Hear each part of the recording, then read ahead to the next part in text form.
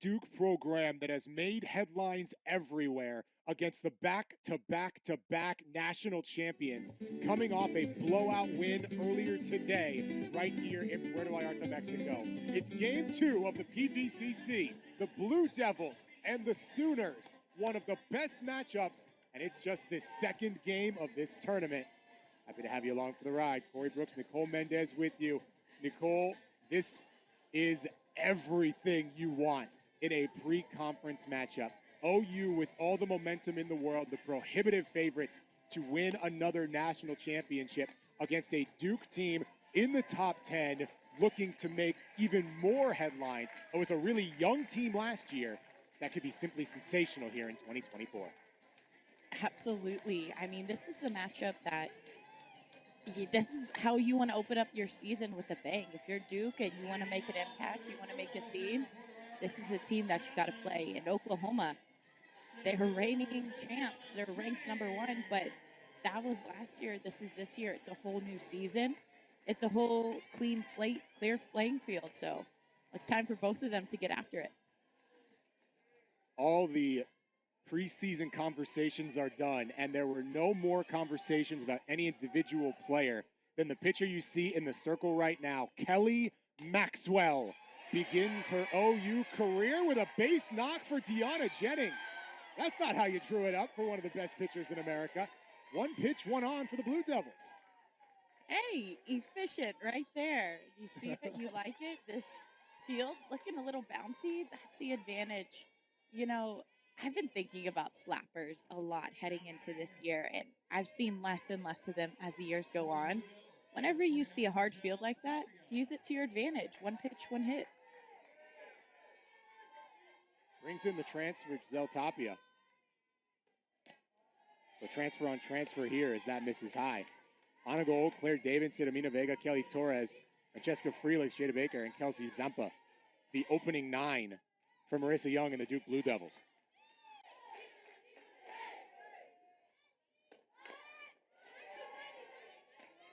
Kelly Maxwell, arguably the headline in the offseason. If she wasn't, it was the thing that she was in response to in Jordy Ball going to Nebraska. We'll see her later tonight. But Kelly Maxwell going from Oklahoma State to Oklahoma, further cementing this group as the #1 preseason favorite. But so far, so good, because Deanna Jennings, who was simply brilliant for Duke last year, got off to a great start, and now Tapia trying to keep the battle going here against Maxwell.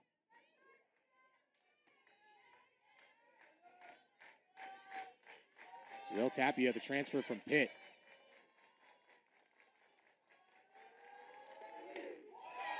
Tapia hits that one well, but it is at Boone.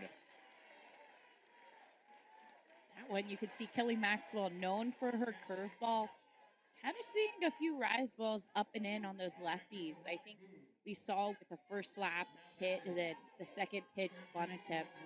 Duke's coming in, and they're looking to be aggressive. They're looking to attack.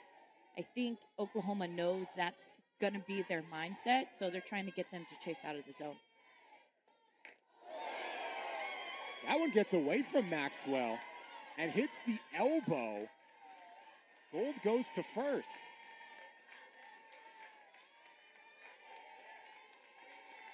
And you can hear Duke immediately respond in kind. They get a hit, they get on. It doesn't matter. It's a base runner. That's exactly what they want. Whenever you're Duke and you have the kind of powerhouse offense, runner on second with one out, that's ideal in the first inning. Uncharacteristic start for Kelly Maxwell, who dominated in this tournament with the Cowgirls. And now Duke will bring one of their hottest hitters to bear. Yes, it's just game 1, but Claire Davidson was scorching for the Blue Devils in the fall. Has lit it up in the practice sessions before this, the Puerto Vallarta College Challenge. And Kelly Maxwell senses that, comes with 2 quick strikes.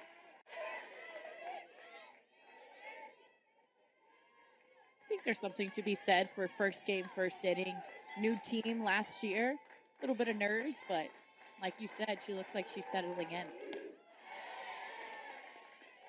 Just the waist pitch to try and see if you can bait Davidson. Everything that doesn't go OU's way is always magnified a little bit because you consistently expect perfection from the back-to-back-to-back national champions. But bouncing back from adversity, it's why they're here, a member of this outstanding field. They don't want to win every game by 15-0 this early. They want to be challenged, and they're certainly going to get that from these Blue Devils.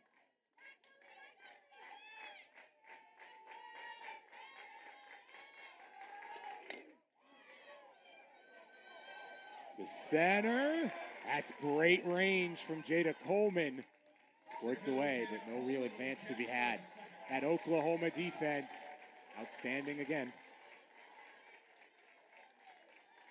Outfield really having to have the range here.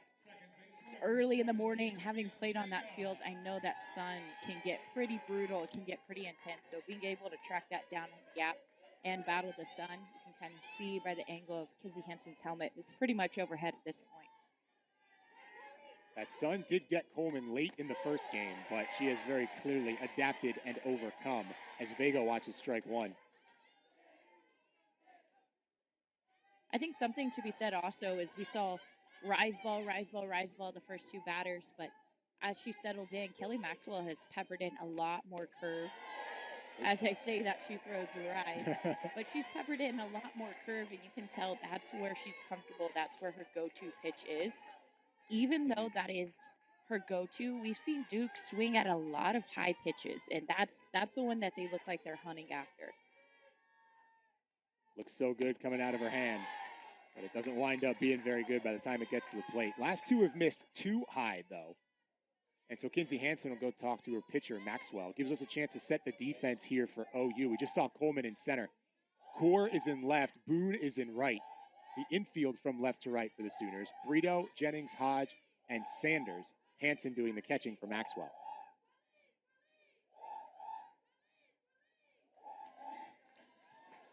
And like we talked about, there's a lot to prove for both of these teams as they start off their season. Maybe not to prove, but there's a statement that both of them want to make. And Duke has done such a good job coming out. I love Kinsey Hansen kind of stopping and resetting that momentum for her pitcher, resetting her mind and saying, hey, it's just softball. It's 1, 2, 3. Right. You know your pitch. Come right to me. And everybody on the OU side knows that Maxwell is currently facing a preseason All-American. And Vega sends that one straight back. The highest ranked recruit for Coach Young at Duke. One of only 2 players to play them all last year for the Blue Devils. And broke the freshman home run record set by her teammate over at first base just the year before. It's Jennings and Gold at second and first respectively. Maxwell gets the strikeout. Kelly Maxwell doesn't face a lot of trouble, but when she does, you see the buckle down. That makes her one of the bona fide elite. 2 stranded on OU's offense that went into double digits in game 1. They're next.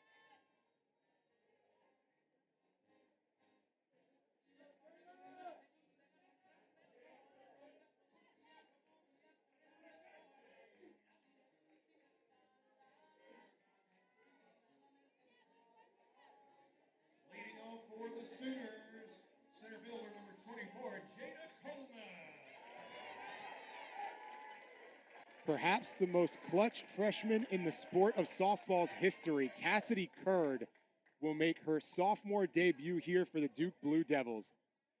The first 7-inning no-no at Duke, got it in the ACC semifinals, 8 strikeouts against the Clemson Tigers. Quick little mishap with the mask. I've been there, done that. Got to make sure all the equipment is in tip-top shape when facing Oklahoma. But one of the outstanding youngsters anywhere in our sport begins the season for Duke. Curd's first pitch of the year, up top to Jada Coleman.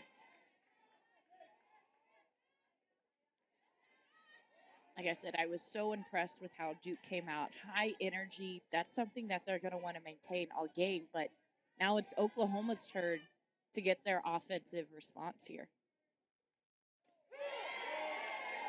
The ACC tournament had never seen a rookie throw a no-hitter until Cassidy Curd rewrote the record book. And that is a matter of course for this Duke team.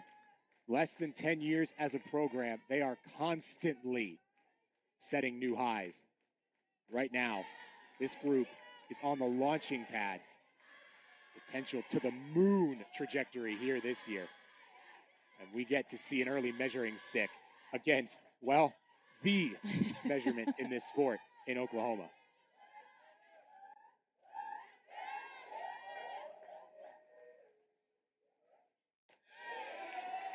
And I love the patience from Jada Coleman there. She's able, that first changeup that came in for a strike, Curd knew what she was doing. Second pitch just floats it in. But you can hear Jada Coleman right away say, no, that wasn't the speed, that wasn't the pitch she was looking for, kind of laying off the highs. She's biding her time and waiting for that pitch. Coleman, 2 hits, 2 RBI, a double, and 2 runs scored. Deuces wild in game 1 for Jada Coleman.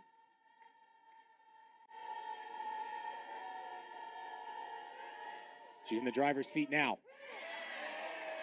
And runs it full. That's the one Jada Coleman was looking for. You could see her want to go after it.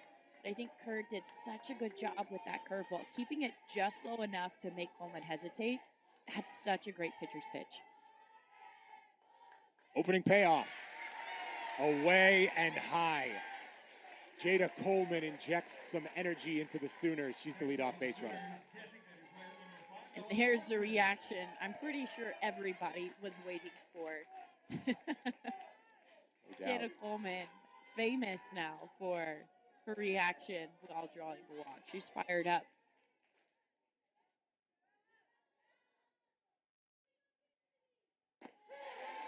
The freshman Parker watching strike one.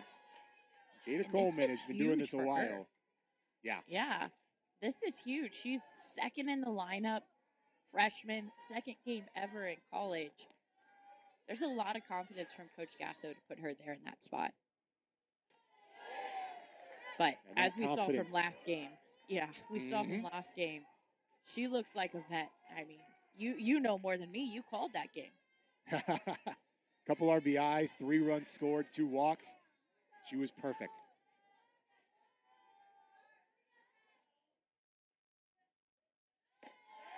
It was a good game to be a freshman for Oklahoma. Although, as we say that, the standout freshman, that's saying a lot given what Ella Parker did, not in this opening 9 for Oklahoma because Patty Gasso has such an absurdly deep team. That's Pickering, who had a grand slam in her first collegiate at-bat. That's a great pitch from Curd. And Curd, she is on it on that backdoor curve, especially to those lefties, taking advantage of them early. The placement right at the knee, it is so smooth. You don't see a lot of pitchers be able to spot that height location very often. That one's up high. Easy advance for Jada Coleman.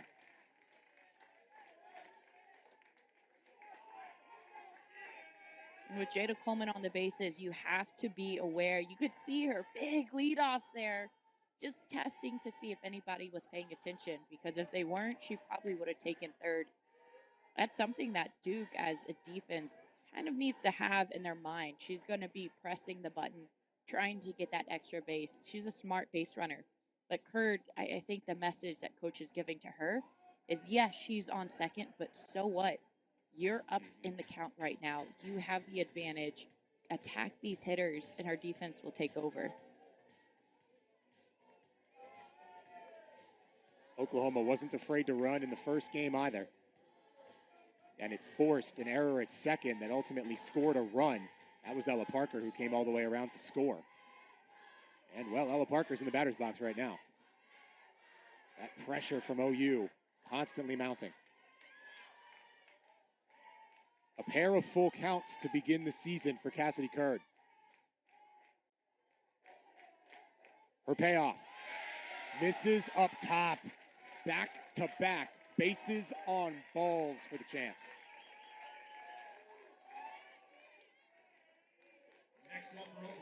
That was a great hold. You could tell Parker really, really wanted that pitch.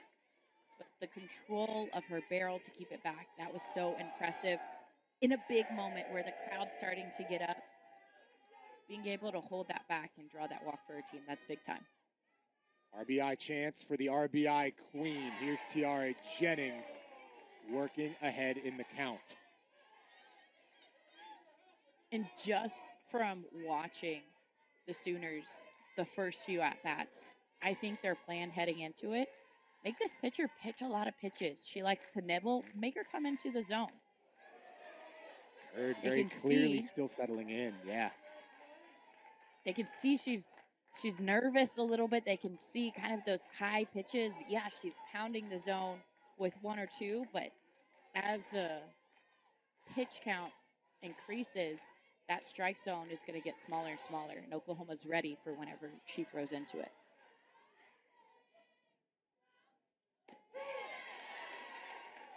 Kurd does find the zone there. Important to note and remember, she is just a sophomore. Doesn't look like it very often, particularly over the course of her freshman campaign. But you begin year two against the juggernaut. That can get in your head. Still, she's one good theoretical pitch away from getting out of this thing. No outs yet. And so far, her backdoor curve has been her bread and butter for that strike. It has been the one that's been taken the most. It's the one that hasn't been squared up. That's her bread and butter. So maybe an off speed and then you mix in that backdoor. I would love to see something. That one straight back.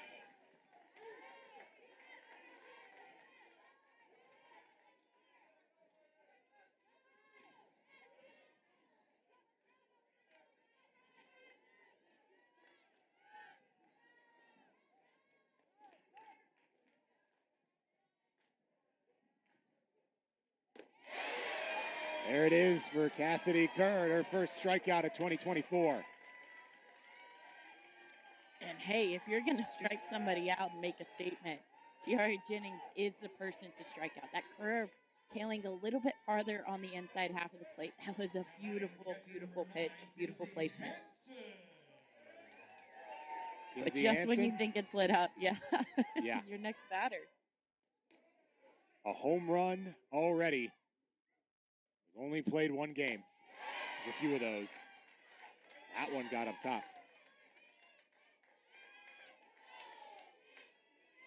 That's the first pitch strike that Kurd has thrown. I mean, I think that would have been out of the zone if Hansen hadn't swung, but that's the first pitch strikes that she's had in the first four batters.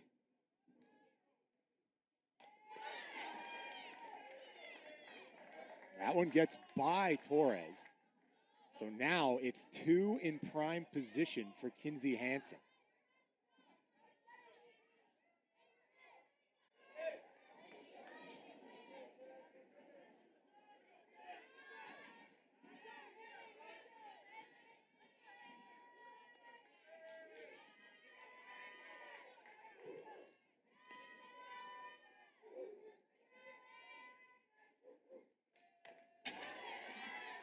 Hansen fouls it off.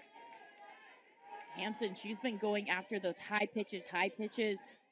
Again, that bread and butter pitch, that low backdoor curve. I wouldn't be surprised if she sprinkled that in, even if Hansen takes it, just to throw her off of the last three that have been up in the zone.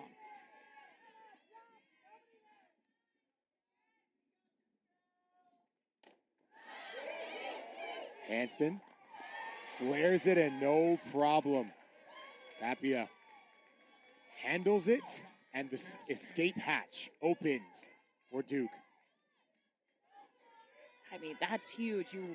You walk your first two batters, and then to be able to get at the heart of your lineup, 2 quick outs, that is massive for Duke. They carried a lot of momentum from offense. I love to see how Curtis settled in after the first 3 batters. Maxwell got into trouble, got out of it. Curd trying to do the exact same thing. That got Sid Sanders. So the bases will be full of Sooners with 2 outs. This was the exact same situation we had in game 1. Pickering went yard. Let's see what Alyssa Brito has in store.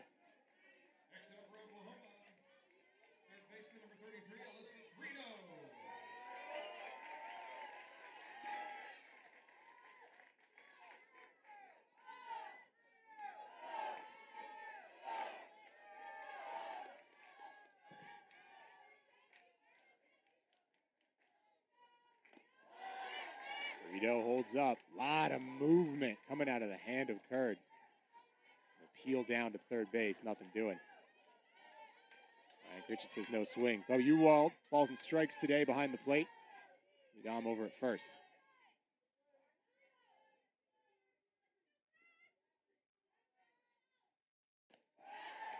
That one's up top. You know, I just took a moment to kind of look in the background and see all the fans. It fills up pretty well. And those stands go up a little bit higher. And you can definitely tell that this tournament has grown. It's a fan favorite. You get to see softball. You get to have vacation. It's best of both worlds. That hit to left, but in range for Davidson. Oklahoma leaves them loaded. And Cassidy Curd dances out of danger. A fun first inning sees no runs either way. We're off to the second.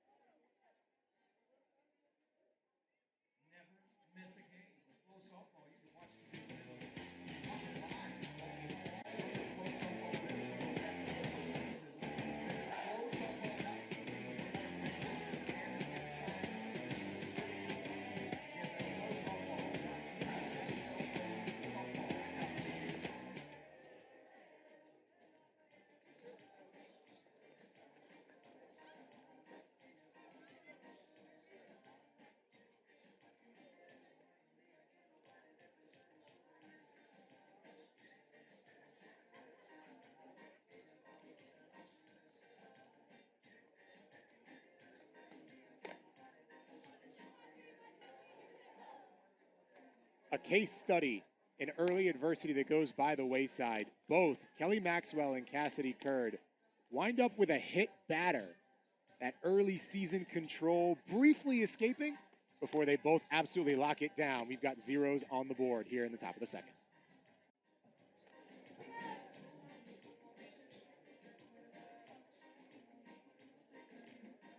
Torres, Freelick, and Baker due up here for the Duke Blue Devils. Go up against Maxwell. Last time we saw her here in Puerto Vallarta, it was a year ago. She went up against the Oregon Ducks and the running Rebs of Ole Miss.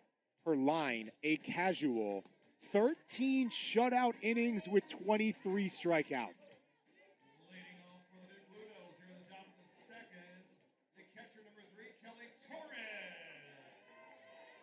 First inning jitters, first intensity, first punch swung. I don't know what you want to call it, but as we go into the second inning, I think this is where we're going to see something happen. There was a lot of maybe bases Bases are loaded, runners on base, pitchers are getting out of these jams, but nothing really happened. I think we'll see one or the other, one team score this inning. It's so tough to evaluate as Torres now up 2-0 because on the one hand, both teams have unbelievably prolific offenses. On the other, this is two of the top pitchers anywhere on planet Earth right now. And so something's got to give eventually, but impossible to tell which.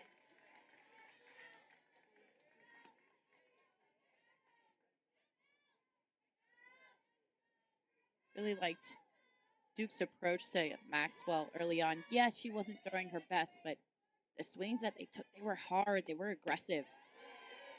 They really want to let her know, we're here, we're ready to swing. And in turn, that makes her a little bit more cautious with the pitches that she's throwing over the plate. She has to respect those swings. And you see her right now down 2-1. Kelly Torres in the driver's seat. The Duke catcher will foul that one off.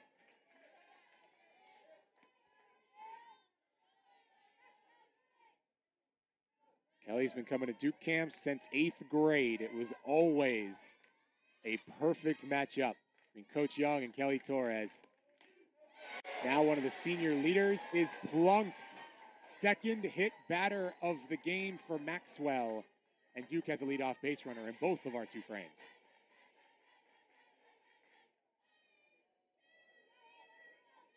There's been a lot of walks already. There's been a lot of hit by pitches. There's some free bases that are being left out. And I know one thing that a lot of coaches look at the end of games is how many runners did you leave on base? And just in the first inning alone, there were a lot of runners left on base. The DP, Frankie Freeling. Shows bunt, brings it back. Pop throw down from Kinsey Hansen is the insurance.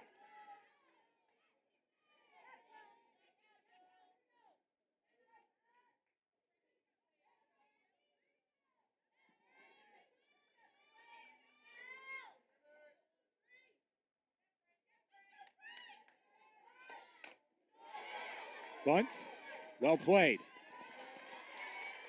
That is called doing the job right there for Duke.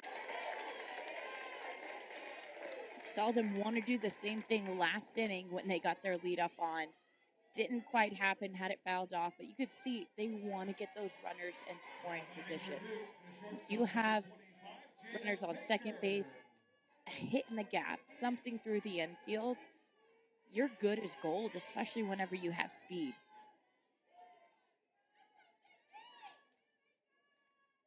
Katie Baker, going after the first pitch she sees.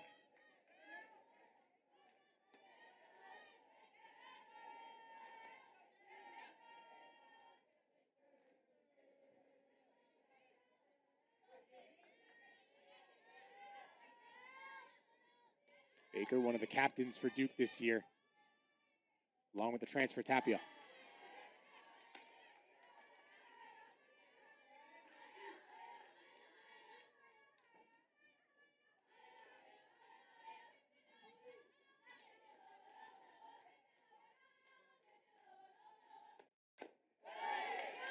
Not too many redshirt sophomores earn that C, but she tells you all you need to know with that. Great pitch location there by Kelly Maxwell. That curve came across the plate, almost breaking in towards the ankles. It's a tough pitch to foul off on the inside half. That one and in she the goes dirt. back Great there block. again. Yeah. Mm-hmm. Yeah, great job by Hansen behind the plate. You can see where Maxwell was heading with that pitch. Had that curveball that was kind of breaking in and down. Got the swing. Okay, let's do it again. Maybe a little bit farther down. She missed just a tad, but you could see the little, I want to swing at that. Mm-hmm. Not a moment's hesitation there. Flying down to third. What a throw by Hansen. Brito applies the tag, and Torres left out to dry.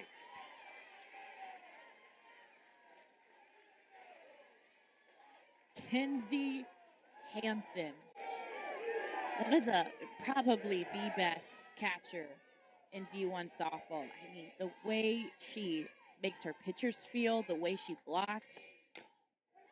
We just saw the way that she's able to reach across her body and still throw the runner out at third. Phenomenal, phenomenal job. And great job by Brito applying that tag. That was a hook slide around third. And it's kind of hard for Brito to stretch and reach that, but it was a great, quick tag.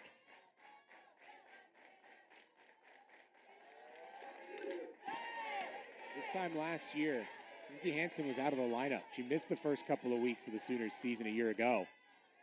She's pretty clearly excited to be back. That was a laser beam.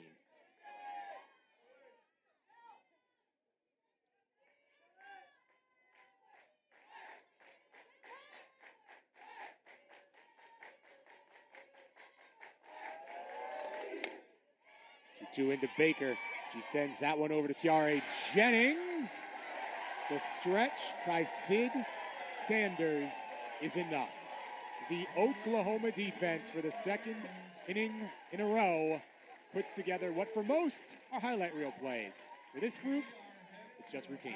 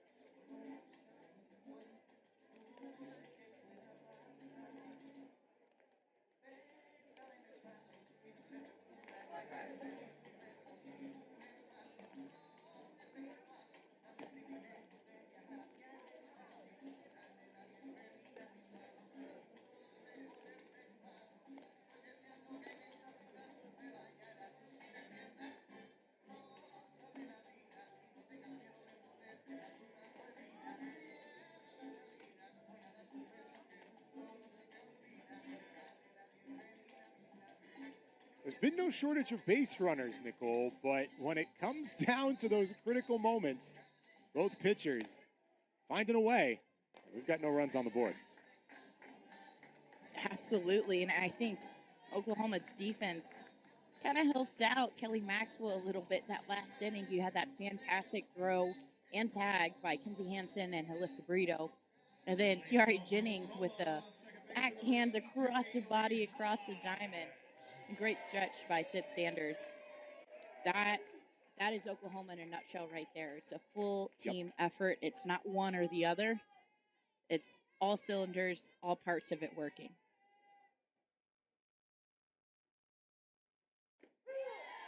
Other Oklahoma in a nutshell moment here. Avery Hodge played a lot last year, mostly as a pinch runner.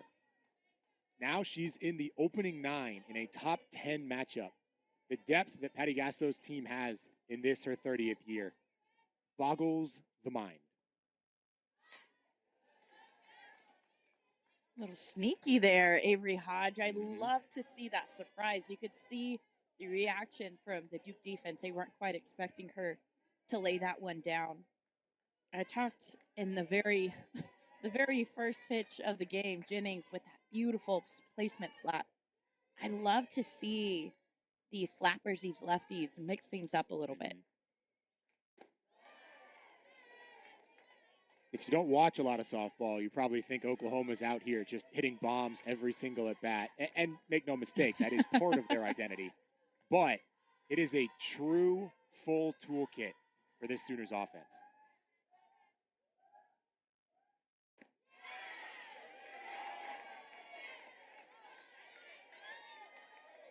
It's a great spot there by Kurd. She has the advantage right now. She's up in the count, trying to get Hodge to nibble at that inside pitch. Especially as the slapper, sometimes that's hard to discern. Is it on the plate? Is it not? Hodge stood in there, went right through it. Second He K pitched of the day by for Cassidy Kurd. Yeah, I mean, that curveball is really working. She's working that backdoor, that cross the plate regular curve. It's looking beautiful, but the placement, I think, is what's been key for her. Sometimes pitchers get into trouble with that curveball. If it's mid thigh height, she's keeping it right at the knees. Hannah Kaur came in last game. Now she gets the start. She was hit by a pitch and eventually came around to score.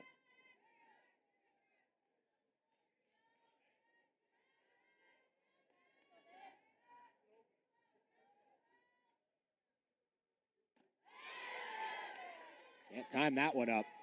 This is the Cassidy Curd that ran through the ACC tournament.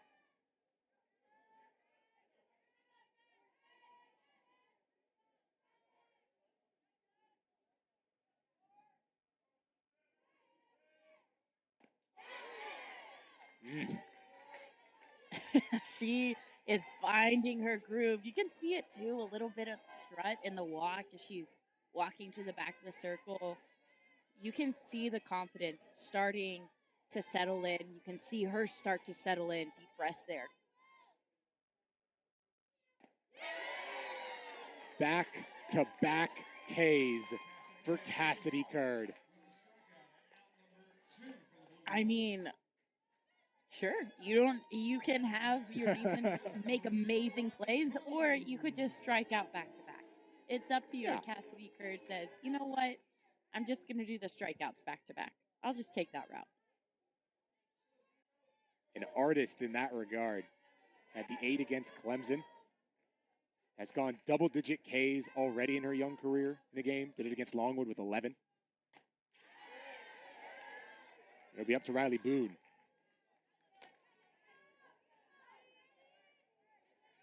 And I think the difference that I've seen from top of the lineup to bottom of the lineup, top of the lineup was really patient. They made her pitch her pitch. Bottom of the lineup, I've seen a lot of first pitch swings from them.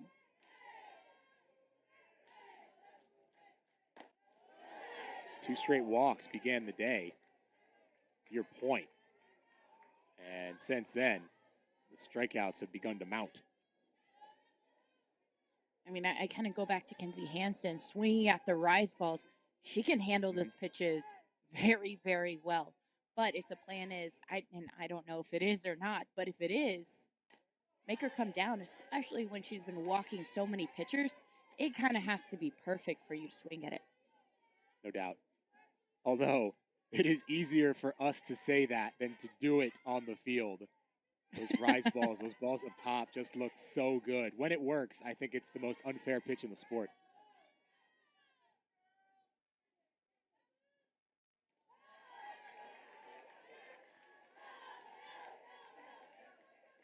Curd looking to come in with that off speed, but you could tell Boone right away. She wasn't out in front. She wasn't leaning. She wasn't looking for that off speed. She wasn't fooled by it.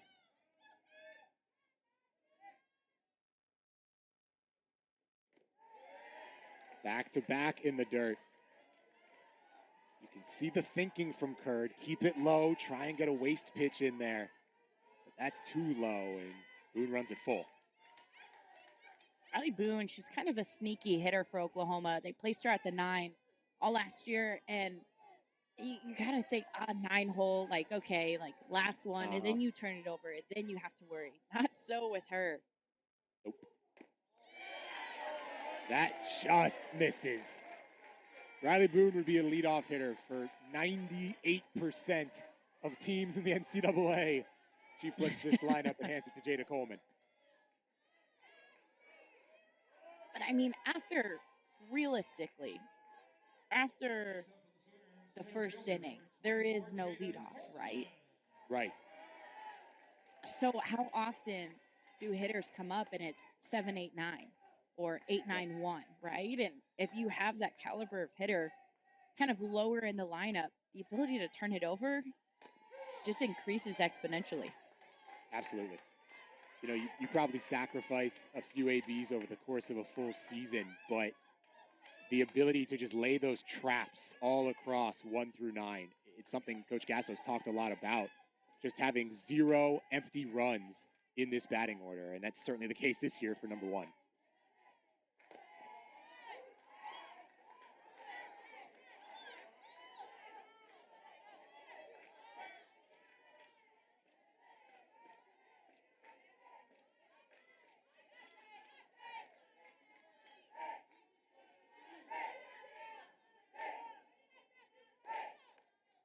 1-1 to the Big 12 Player of the Year. Coleman works ahead. And then there's that discipline that we were talking again. 3 pitches in and not a single swing. Yes, she got a strike called on her. No, it didn't ruin the at-bat. It didn't cause her to panic and say, okay, I got to swing at the next one that's remotely close. She's waiting for that pitch that she wants. Not that time, and a pop throw there from Torres trying to steal one. That was just a nasty pitch. I mean, in her head, that looked a lot different than it was. Yeah, that was sick. Cassidy Curd. We've seen that off speed a couple times. And whenever it's at that right height, it is dirty.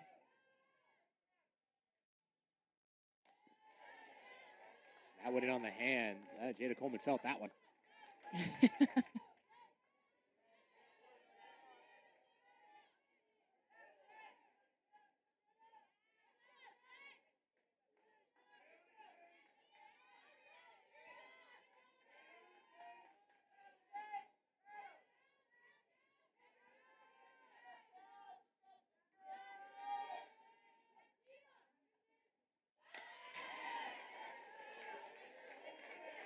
A little bit of action there. I love it. 2-2 count. You have Riley Boone on bases. Going for the steal. Why not? Boone can fly. Just another double threat right there. You have the speed of Boone. You have the speed of Coleman. Both of them able to be so versatile. Both really, really smart base runners as well. 2's up. That one just blooped over to Baker. Makes the grab. Cassidy Curd settling in here in year 2 and stifling the top team in America through 2.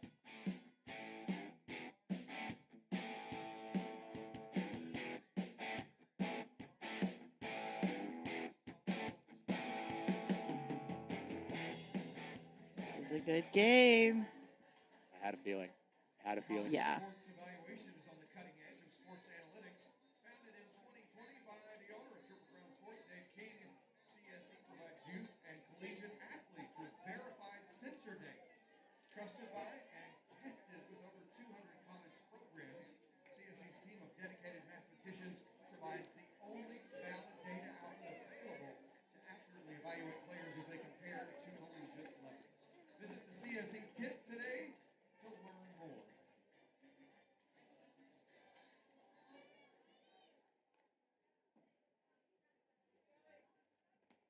Off to the top of the third we go. 9-1-2 for the Duke Blue Devils.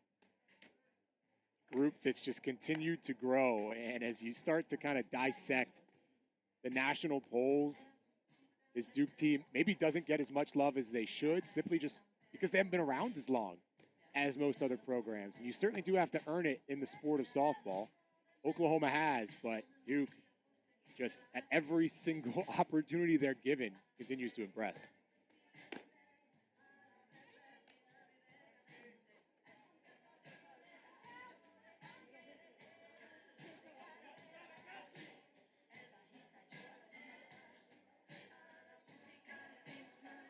We'll see Kelsey Zampa lead it off for the Blue Devils. Leading off here in the top of the third for the Duke Blue Devils, right fielder. Mostly been a runner to this point in her career, but Coach Young told us last night she's just had such a good fall that she's earned this chance. After 30 plate appearances last year, she'll pick up her first in this first game against Kelly Maxwell. Welcome to the opening 9.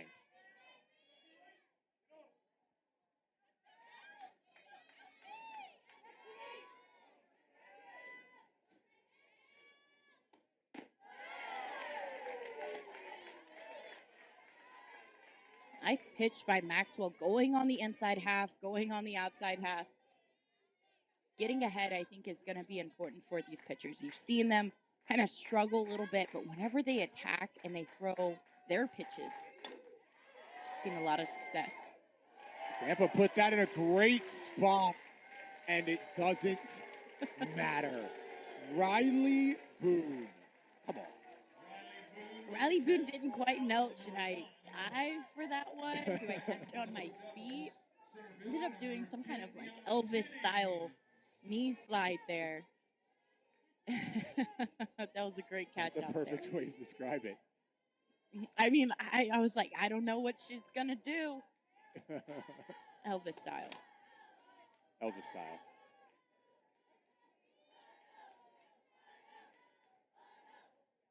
I mean, why not, right? Absolutely. Listen, Tennessee's a huge part of this sport. Might as well adapt the icon.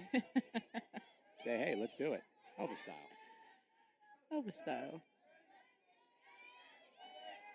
Deanna Jennings didn't wait around very long. One pitch, one single. First time around, and Deanna Jennings hit that well enough to earn a second hit, but it's right at Brito. Bad luck meets some unbelievable skill from the Sooners. Man, what a snag by Alyssa Brito. That was unreal. She does such a good job at the hot corner. She played whenever she first started her career at Oregon at short, but since then she's moved around, been in left field, played at third base last season. She's just so athletic. I love that catch from her because it's just, it shows what that defense can do. You saw that catch from Riley Boone. You saw that from Melissa Brito. The defense is on point for Oklahoma, and Cassidy Curd has been on point for Duke. We mentioned it last game, but when Brito came from Oregon, she told Coach Gasso, hey, wherever you need me, I'm there. She just has that versatility that gives you so many options as a coach. And as you just saw, it doesn't really matter where you put her. She's probably going to excel in that spot. Tapia hits it well. That is 3 hard-hit balls by the Duke Blue Devils, and none of them resulted in a base runner. Oklahoma. Fantastic.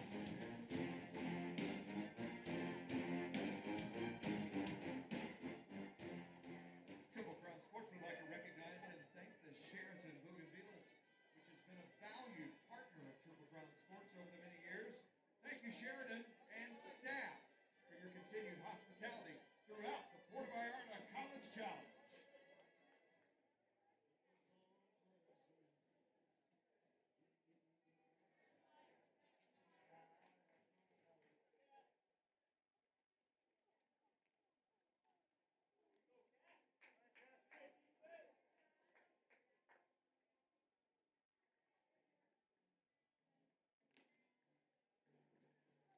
It really takes all phases of a game to win back-to-back-to-back national championships. And we are seeing it right now from this Oklahoma Sooner team. The offense has been good in spurts, but the pitching and defense has been almost unbelievable until you realize that it is Oklahoma. But still, Cassidy Curd and the Blue Devils stride for stride so far.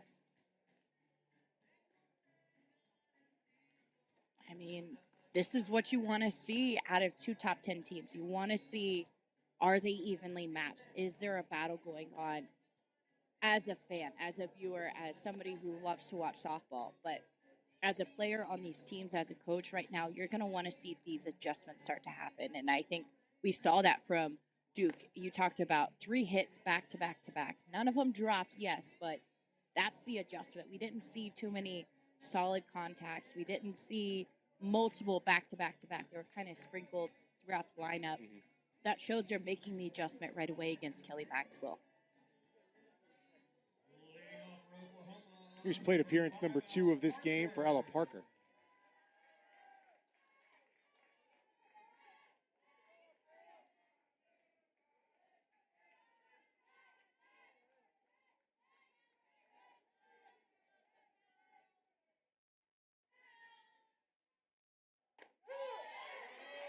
She's watching strike 1.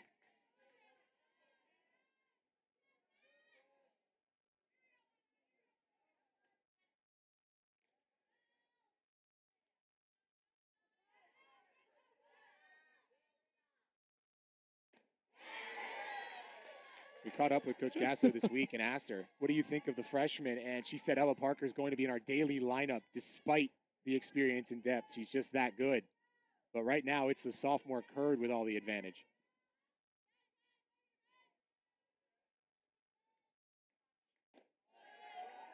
Not a bad idea. I mean, that was a big swing there from Parker. And then to go back and try to tease her into drawing that pitcher's pitch and get that swing.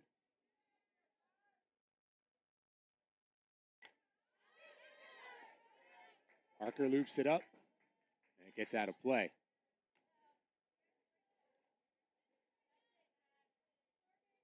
Mentioned it earlier, but as we get a look at the fans there, because that one went out of play. A packed house here at Nancy Almaraz Stadium in Puerto Vallarta. Not the easiest trip, but these two fan bases were ecstatic to make it, and it results in an incredible atmosphere all tournament long in both sessions. We've got some really, really great group of fanatics. That's what fan is short for, and it's going to only add to the experience for these athletes. I mean, twist my arm. I'll go watch softball near the beach. Right. Fine, I'll do it. Yeah.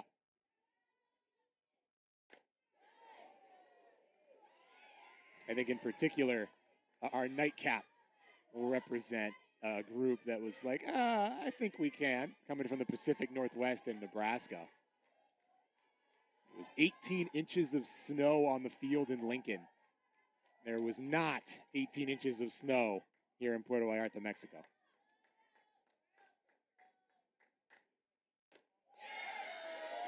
Two, run it full.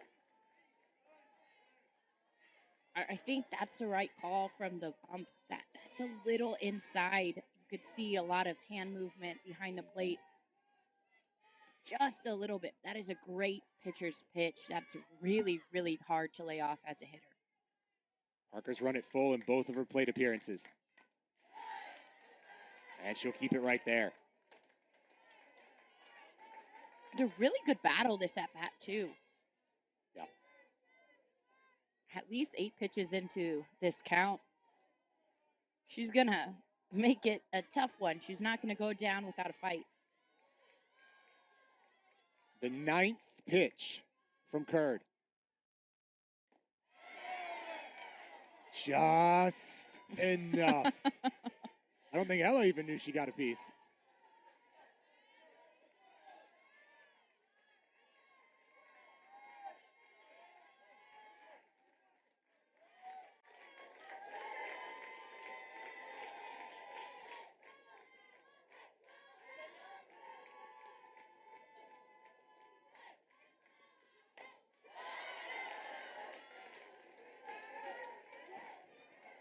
I mean, that was the 11th pitch right there. This has been an absolute battle between these two. You had the freshman, you had the sophomore pitcher.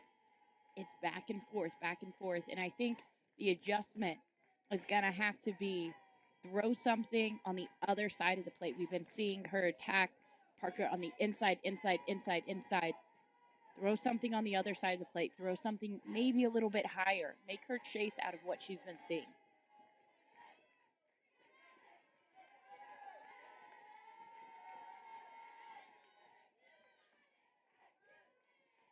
Curd's got the plan. The payoff again. This one's in play and just within reach. A nice little basket catch by Jada Baker. Nice little indeed. You can kind of see a little bit from that aerial view. There's a lot of dirt on this infield. It goes back probably a good 20, 30 feet. That's huge range. She caught that in the grass. So to be able to make that catch, it was softly hit. That could have been an easily a dropped bloop, quick single for Kinsey, for Tiare Jennings as she steps up to the plate.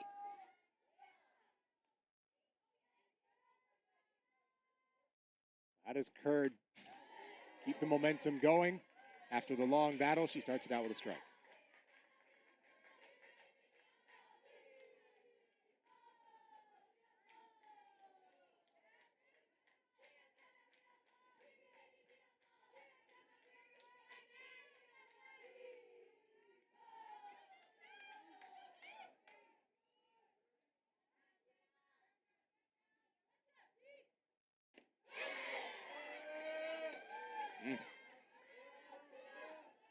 That low curveball has been getting these girls all day long. It is beautiful. And I think Oklahoma's trying to adjust to that high pitch and that low curveball. It's hard to hit both planes. You got to choose one or the other. Just then you saw that, right? You saw the pitch before. It was low. It was below the knees. That pitch high, up at the shoulders, maybe even a little bit over. And Jennings going after both of them. You can't hit both planes. The barrel angle is different. You have to be able to lock in and choose one of those. And I think that's what you've seen from Oklahoma. A lot of fly balls from them, trying to go after too much at once. Just reached out and poked that one. That's a long way to dead center field. How about the strength of Tiara Jennings?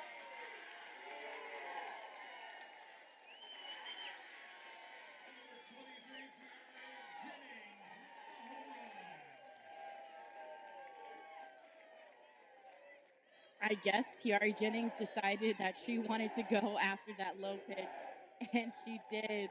Oklahoma striking first with a massive center field home run shot. You love to see it from them, and immediately the crowd erupts. That's so fun. That's absurd. You look at that swing in isolation, right? Take the name off of it. You're like, that's a lazy fly to center because she was not set. She reached out, and she just got a piece of it. But Tiara Jennings is so strong. She hit it to the deepest part of the yard for a home run. That is bonkers right there.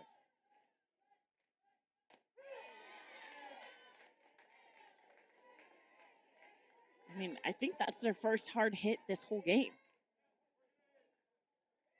Yeah, absolutely.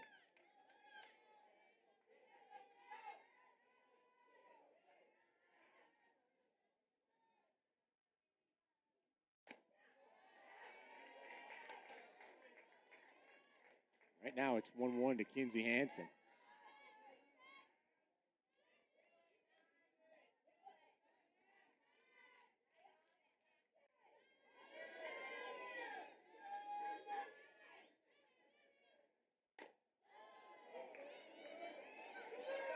This one much more routine to center, and it turns into an adventure, but Vega sticks with it, fights the Puerto Vallarta Sun, and answers the run of Oklahoma Web Gems with one of her own.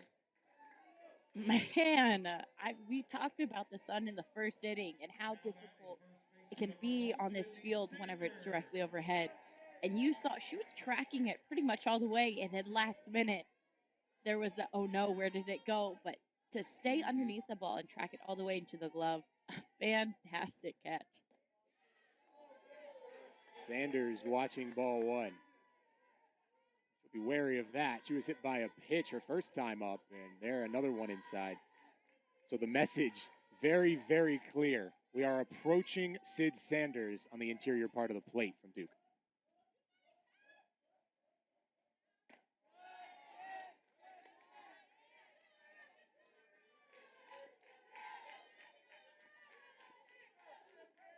I think Curd, the response with Hansen after Jennings hit that home run, fantastic job. Okay, I'm going to go to that same pitch that Tiara Jennings hit the home run out, and I'm going to get Kinsey Hansen out. You want to see her go after Sid Sanders the same way. After you get a huge, huge out from Kinsey Hansen, you come up to Sid Sanders, and it's 3-0 really quick. I think taking the deep breath of, okay, there was a big adrenaline rush of the home run, then the big adrenaline rush of Kinsey Hansen got out. How does she reset? How does she get back to neutral? How does she get back to her perfect space to be able to go at Sid Sanders? Sanders very much in the driver's seat right now as well.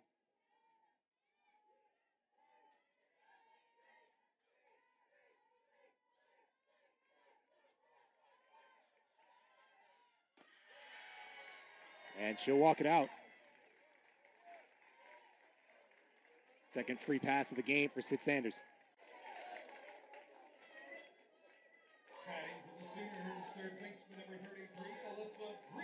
I mean, big walk there, getting Oklahoma back into it, trying to get him to rally. But think back to whenever we saw Curd really dealing. She was going and attacking with that backdoor curveball again and again and again. I would like to see a few more of those this at bat against Brito. Went through a little bend right out the gate. Notice the Brito was on it. 2-out base knock.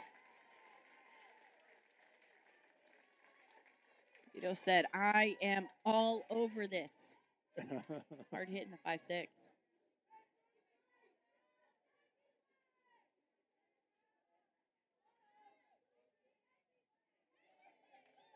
Sooners did not have a hit before this inning. Now they've got a home run and a single. And Maya Bland will come in and run at second base.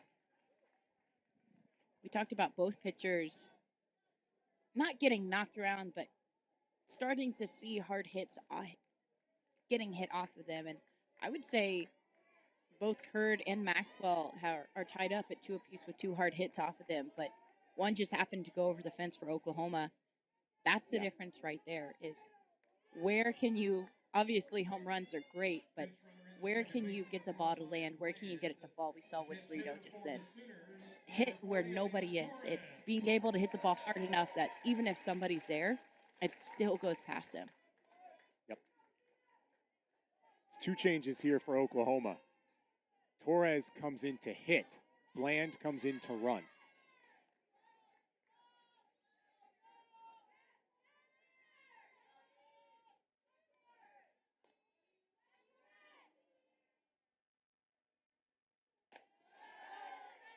That is high and tight.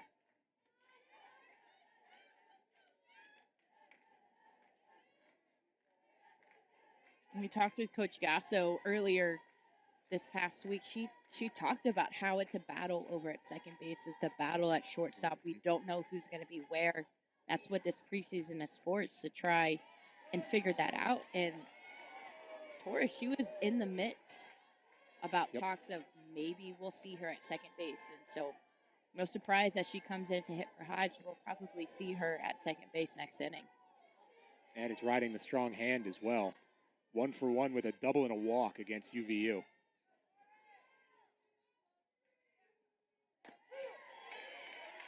Just fired that one in there, a get-me-over pitch.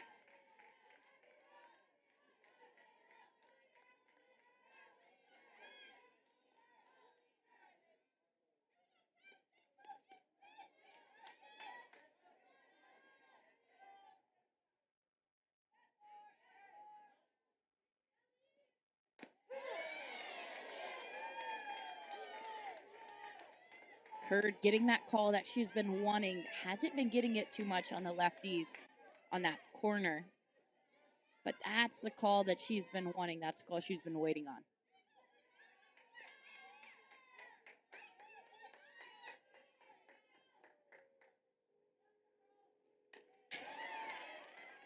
Right back.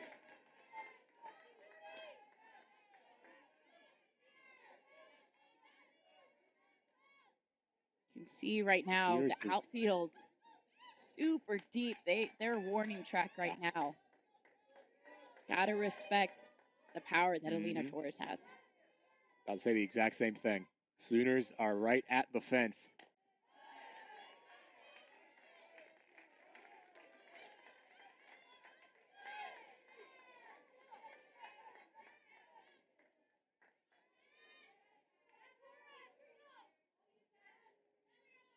This Oklahoma team pushes the boundaries of every single ballpark they go to. They will certainly do so in Love's Field here this year for the first time. Torres will keep the battle going.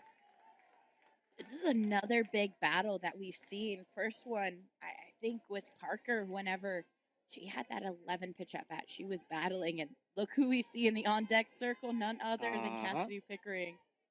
The other freshman, as I was speaking of one.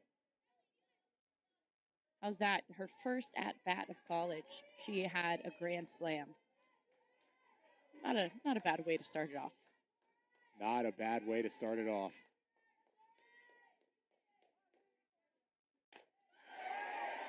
Torres hit that well and drops it into right field. Bland comes around to score. Oklahoma has doubled the lead.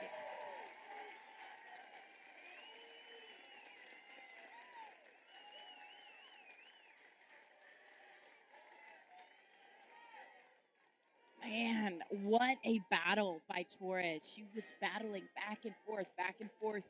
And I think we'll see a change here. But what a great battle there. This is no massive indictment on Curd. It's just that Duke has a bevy of choices. And so they'll play matchups as well. Pickering was scheduled to come in and pinch hit. We'll see if that remains the move. A pitching change here for the Blue Devils with the Oklahoma offense waking up in their second game of the year.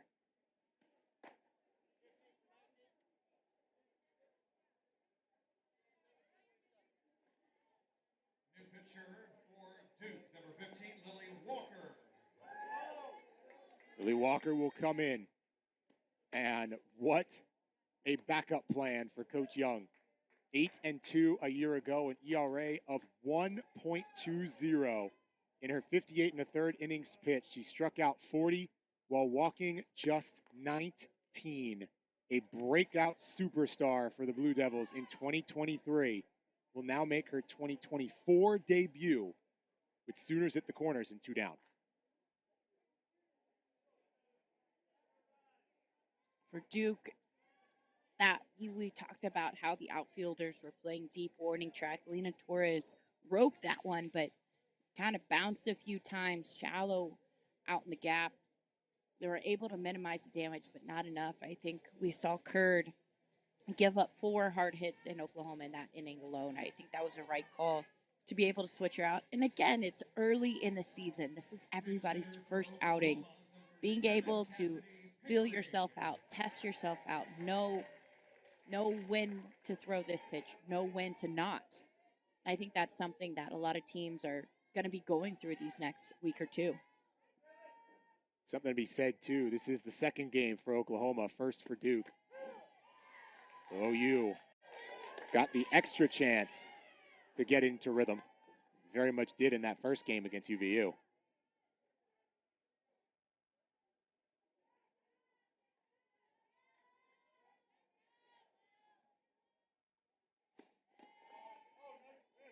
One to Pickering.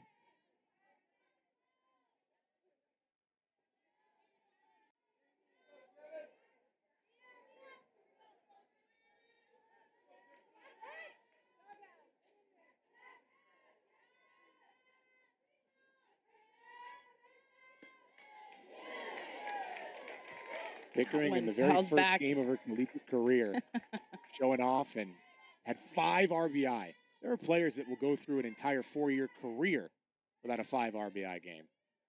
But Pickering added the sac fly on top of the grand slam. Just outstanding.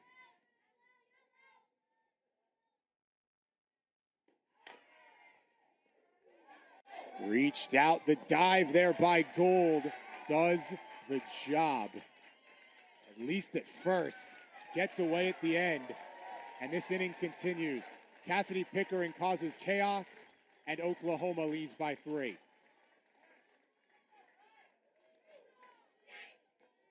I think what's important to note too is the pitcher that came in for Duke. She's actually from a small town in Oklahoma, kind of near Tulsa, but Walker, number 15, she has a little bit of something to prove. I mean, I think it's a local girl against Oklahoma. That was her home state. What better time than now to be able to show out and shove a little bit against them? Member of Chickasaw Nation of Unila, Oklahoma. That representation incredibly important to her and incredibly important to this Duke program. You're right now going against the hometown team. That one's chopped up and right on cue. Walker fields her position brilliantly and does stop the bleeding. But Oklahoma, on 3 hits, puts together a few runs, and just like that, the Sooners are in business.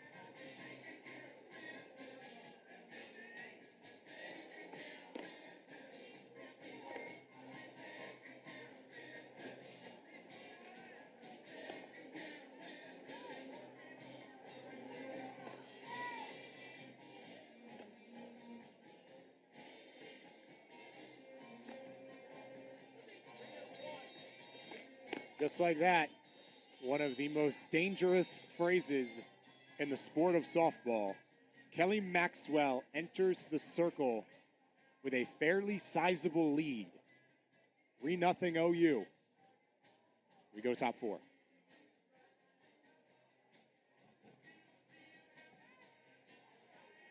I mean, what an inning. There was a lot of chaos. There was a lot of movement. There was a lot of action. That's exactly what you want to see. We talked about being able to make responses, being able to make adjustments and make them quickly. That was what Oklahoma did in a nutshell, almost going through the whole batting lineup. Everybody but Coleman hitting that frame. On a gold, first pitch swinging. One up, one down.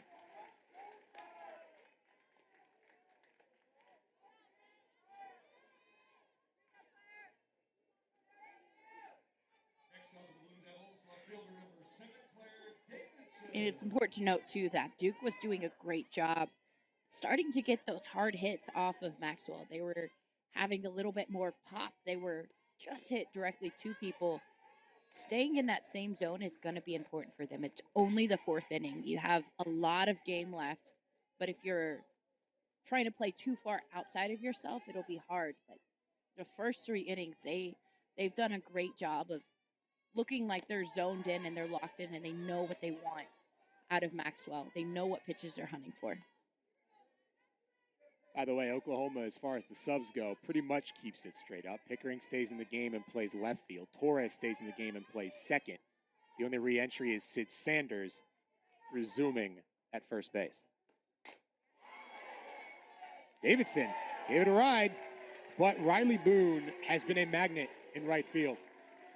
Riley Boone with the catch and the out. I mean, that's another one that we were just talking about. A crush, absolutely. Barreled that one up. Riley Boone right there, making a play. Duke right now, they just need one hit to fall. I think if they can get one hit to fall, the game changes for them. They just need to get that one hit.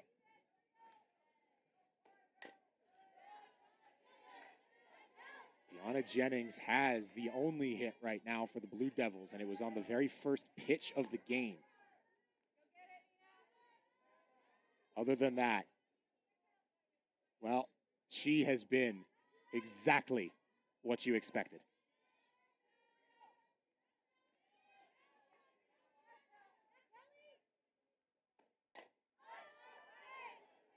Lift it up.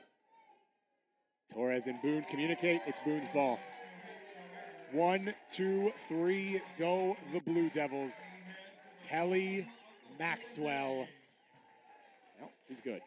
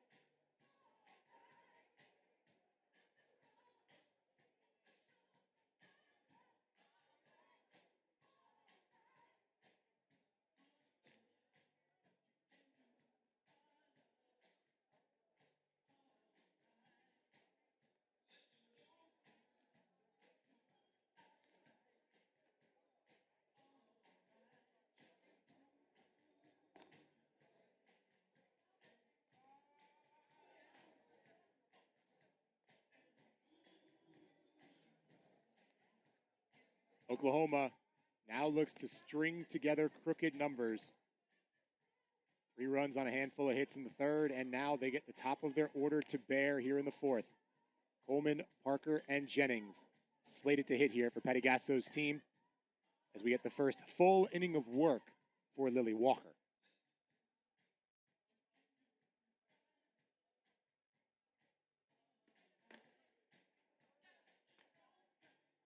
Like we were talking about Oklahoma, they kind of opened a can of worms last inning. But with Walker, it got maybe one hit. But other than that, she did a good job of coming in as relief. But top of the lineup, fresh start, new inning. Oklahoma is coming in with the intention, we have to score more. We want to score more. We need to get hits. For Walker, the intention right now is to be able to draw these Oklahoma hitters, especially at the top of the lineup, to swing at things a little bit outside of their zone.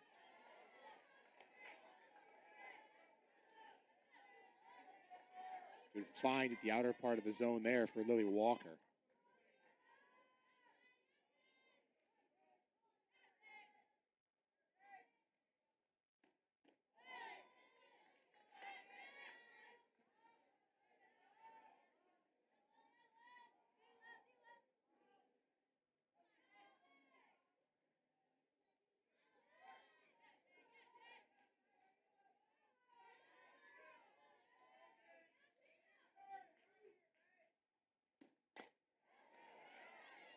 Coleman doesn't even get to Jennings. That's Vegas for the first. Walker getting a big first out of Jada Coleman.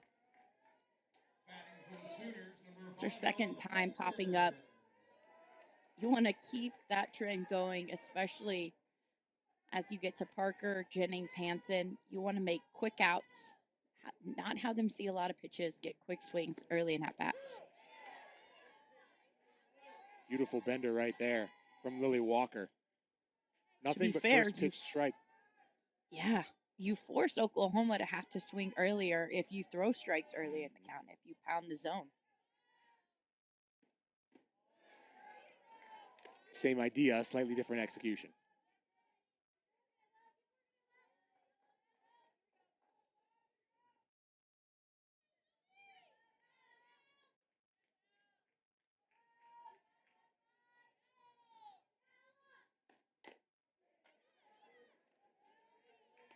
On a hop, Vega been involved in both outs.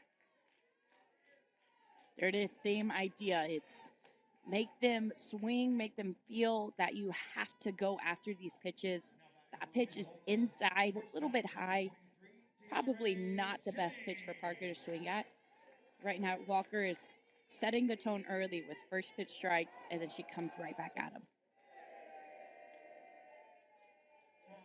Wasn't necessarily the best pitch to swing at for Tiare Jennings in her last at bat, and it didn't make one bit of difference.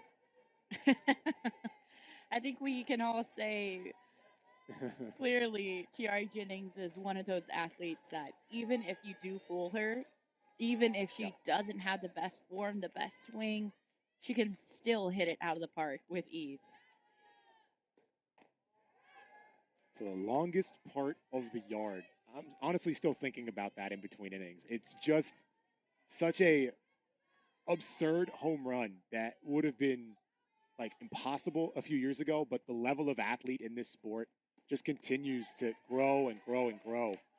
And now the level is awesome. And you can see the caution that Walker has with Jennings.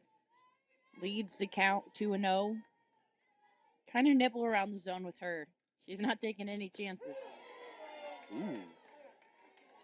Came home with that bender.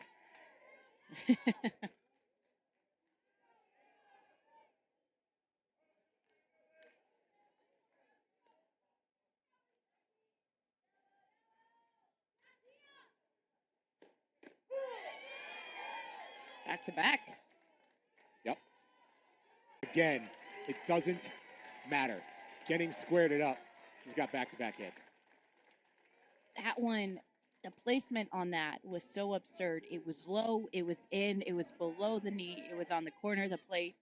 Walker, she nailed that location, but Jennings, she's just that type of hitter who can be able to hit that. And look at her, big smile on her face. Yep. I mean, I would be too. Had a good couple last bats. Gets on base, passes a bat to her teammate Kinsey Hansen. Right back to the curve. That one had some elevation to it as well for strike one.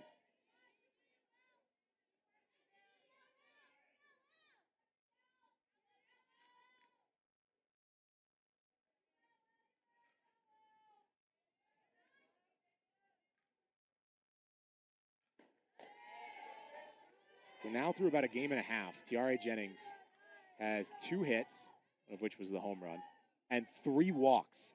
She's already been on base 5 times.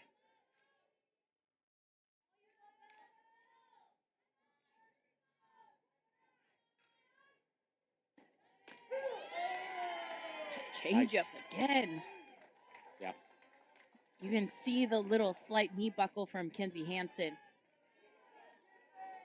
Jennings wasn't fooled by that one, like you said.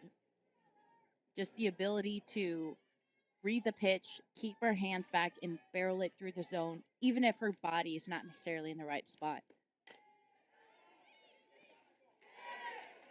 Dive there.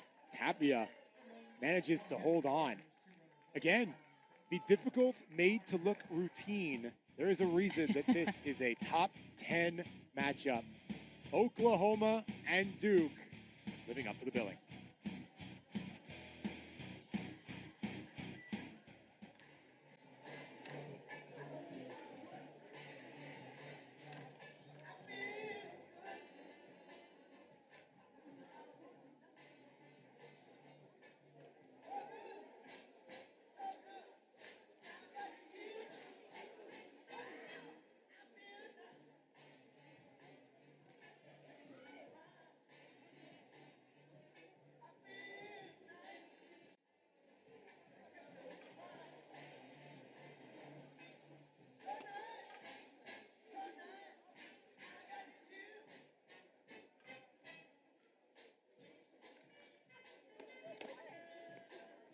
And officially human behind the stripes. Our mission is to elevate the respect of sport officials in every sport, in every contest, and in every venue at all levels of competition. Officially human wishes to recognize and thank the umpires working today's game. We appreciate the good sportsmanship. It's Oklahoma with the 3-run lead, though. Looking to go 2-0 in their doubleheader day here in Puerto Vallarta, Mexico. They've got 2 more coming up after this. Washington and Long Beach await. Duke's doubleheader is tomorrow. Iowa State and Nebraska. A packed field. I mean, I guess they have to be just enjoying and soaking up all this sun. Not only are they starting off their season, they're starting it off in Mexico, and they get to start it off in a field. We were talking to Nebraska, and they were saying it's been snowing, it's been raining, it's been all kinds of crazy weather. They don't normally get on the field until much later on in the season. So for them, this is like the trifecta of a way to start their season. And most importantly, they're healthy. Yeah, that's big. We talked about it. Both teams have dealt with injuries at different points last year, some really critical junctures. And there are teams in this tournament that are not healthy. These 2 are. And it only adds to the top 10.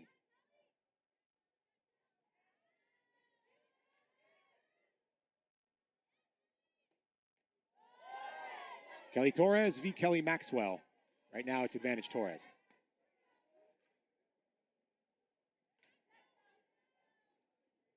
Good layoff on that off speed on the outside.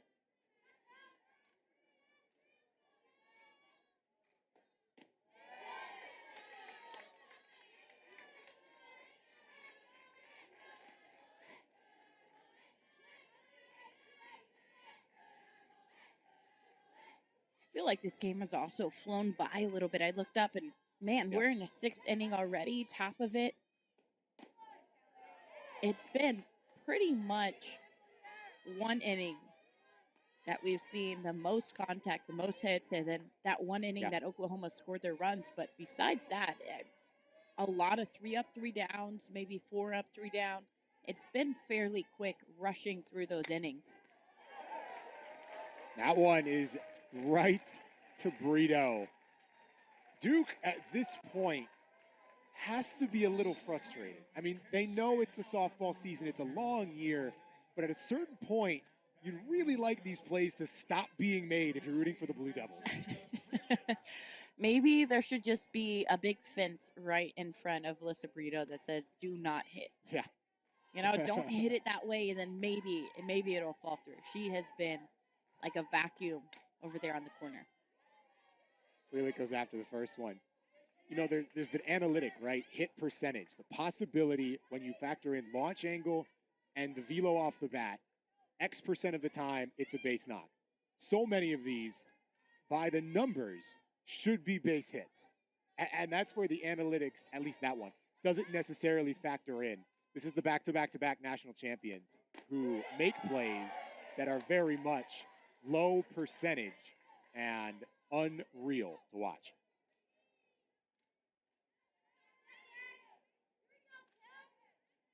I think sometimes it's so easy to get caught up in the numbers, in the analytics, and yes, it is so important. But there has to be that level of feel. And talking with all the coaches in this tournament, I feel like we heard them echo that thought of, yes, we look at it, but at the end of the day, it's my gut. I go with my gut. I go with my feeling. And I think what makes these teams that are so good, that are in the top, they have that gut feeling of, she's going to throw this pitch here. This ball is going to be hit here, an inch over. As a pitcher, I want to throw it here because I think I can fool her there. It's that feeling, that instinct, that softball IQ.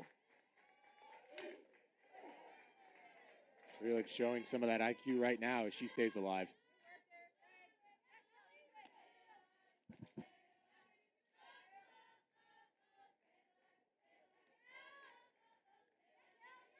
Frankie has to lay down the sacrifice bunt her first time around, so this is her first chance to swing away here this 2024 season for Duke.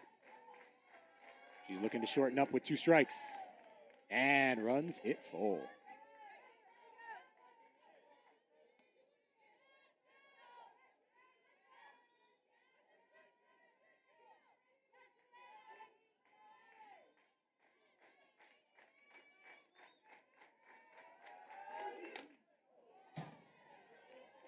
A little early, straight pull. It's up down that third base coaching box.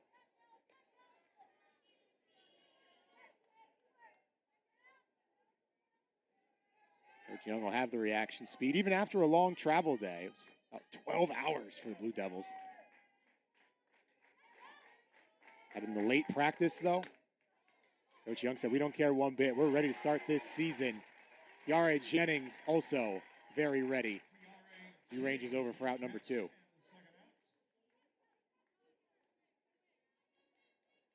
So it'll be up to Jada Baker to try and get Kelly Maxwell out of this rhythm.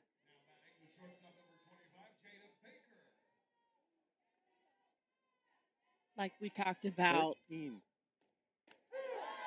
what seems like last inning and the inning before and the inning before, we've seen these hits by Duke, and they are so good. They're so hard, and the analytics all point to, yeah, that should have been a hit. If they can just squeeze one where it just drops, I think they'll be able to feel that momentum again that they felt in that first inning. This is the Kelly Maxwell that the softball world was terrified of when they saw she was joining Oklahoma. She has faced the minimum in the last 3 innings, on the doorstep of doing it again, and thanks to the caught stealing, has retired 13 straight. Did she go? No. Baker hangs on by a sliver.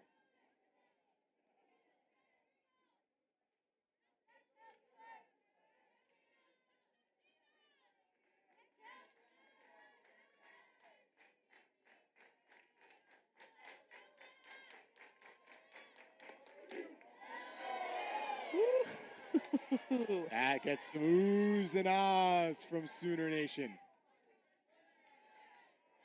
There was a couple earlier in the game where I had to squint a little bit where Kurt, he had that beautiful back door. And that was another one where, I don't know, a little bit too close to call when you have 2 strikes as a batter.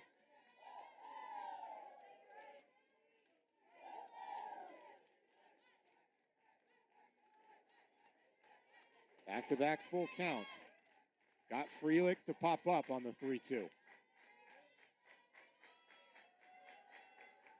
Maxwell comes home and will need to do so again.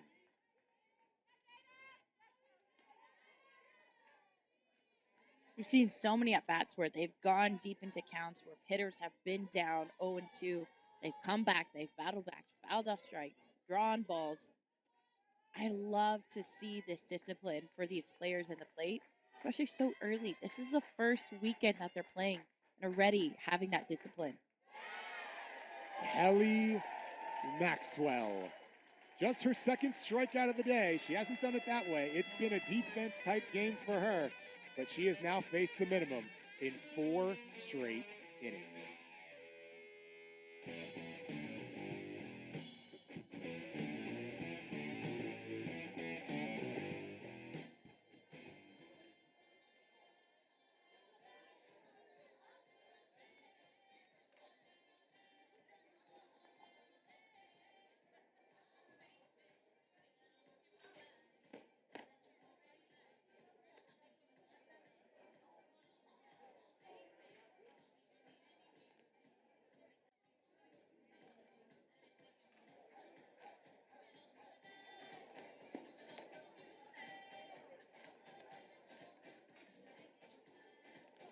Pretty much all the offense coming over the course of 15 minutes or so. That third inning bringing about the 3 runs for Oklahoma.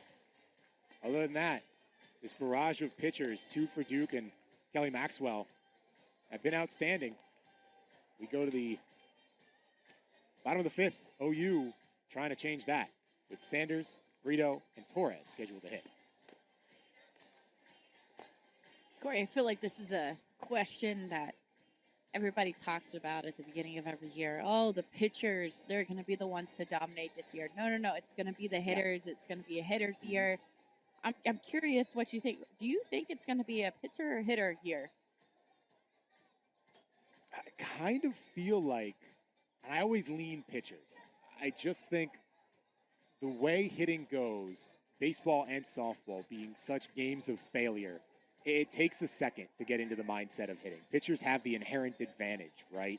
And so, yes, they need to get midseason form too, but I always think early season pitchers have the advantage, and I think that's going to be even more true this year with so many pitchers in new places going against competition that wasn't necessarily expecting it 5-6 months ago. It'll be interesting to watch. How about you? What do you think? I'm right there with you. I think it's definitely going to be a pitcher's year. Off the top of my head, the past few years, there's always been maybe like 3 or 4 where I'm like, yeah, they're solid pitchers. But now I feel like that list has grown to there's 8, there's 9, there's 12. And I have this whole list of pitchers in my head, and they're all excellent. And I would love to see them battle it out against some of the best hitters. And I think they would win 9 times out of 10. So I think it might be the year of the pitcher. If nothing else, today will be the day of the pitcher. We have seen 2 really good performances in this one. Game 3 should be outstanding, and Game 4 tonight slated to be one of the best pitching matchups we're going to have all year. A pair of former prep teammates in Nebraska slated to go against each other as the Cornhuskers take on the Washington Huskies. Actually, now that I'm thinking on it, I kind of want to rephrase. I think this is going to be the year of pitching staffs. Yes, the pitcher, but I think we're going to see a lot of staffs work. Beautiful pitch there in tandem, tag team style, almost like you would see in baseball. Maybe not as frequent of changes just because in softball the arms can go longer, but I think we'll see that. I mean, great example right now is the Curd and Walker, that tandem right there.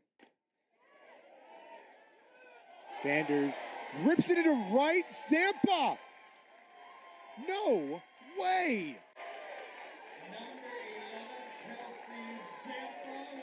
Oh my goodness. And I love how afterwards she's like, yeah, that was good. Turns away. Yeah, that kind of hurt. That was a flying leap. She was completely parallel. Full extension, full reach for that one. I mean, the amount of trust, if you miss it, it's at the field. It's at the fence. Yep. That catch was incredible. Has to be a top 10. No doubt. I mean, the weekend is still early, but man, That was And fantastic. Oklahoma's probably got some entries, right? I mean, they have been unbelievable defensively in this game, but wow. I think that one tops it for me defensive-wise. I agree with you. That was an I incredible agree with you. play.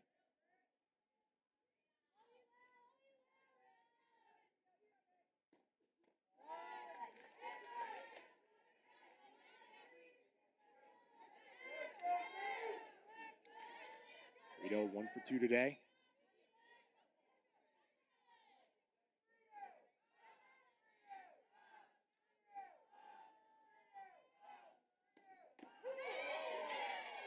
Great pitch Around there. that time.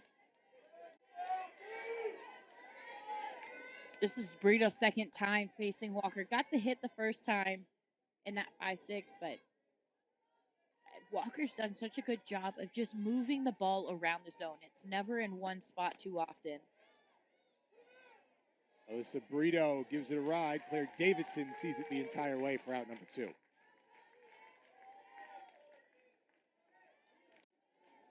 And I think Walker is different from Kurt in the way of she might not be as overwhelming. You're not going to see the K numbers that Kurt will draw up. But Walker just, again, just making the hitters just enough off to where they have to swing at it. And then the defense, they get to play and they get the outs. And it's a really, really beautiful synergy the way that she works and trusts her defense.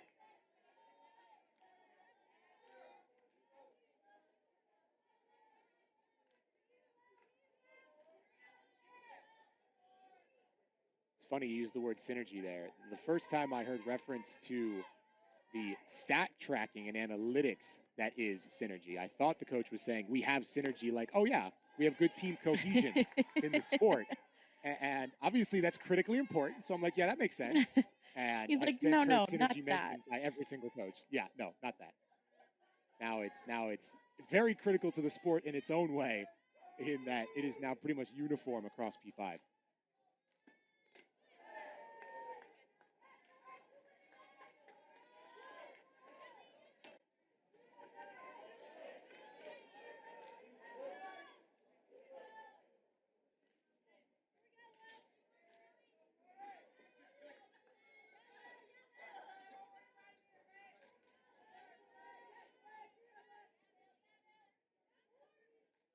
Walker coming home to Torres. In for strike. Torres had a nice rope in the gap last time she came up. She's one of the many in the Oklahoma roster who is fighting for a starting spot, trying to find something at second. But Coach Gasso talked about ultimately it comes down to the bats, who's going to be effective. Yep. And so far these past 2 games, Alina Torres has been so impressive.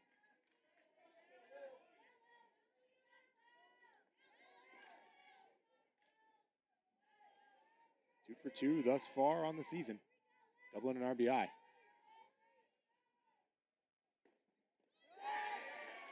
So watch that one in the dirt. Their second walk. Also, when I think of Torres from last season to this one, she seems slower in the box, not as rushed, not as panicked, a little bit more in control of her body, of the decision making, versus last year it was rushed, it was not panicked, but trying to prove too much, trying to force too much. So it's good to see her a little bit more settled. Second AB today for Cassie Pickering. Torres right now will get to settle back into the dugout as she is pinch run for. It'll be Avery Hodge. Batting is number 7, Cassidy Pickering.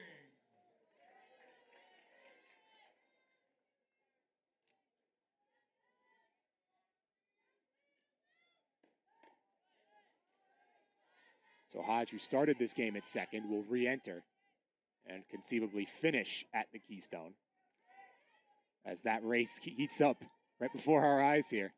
Coach Gasso evaluating the options in real time.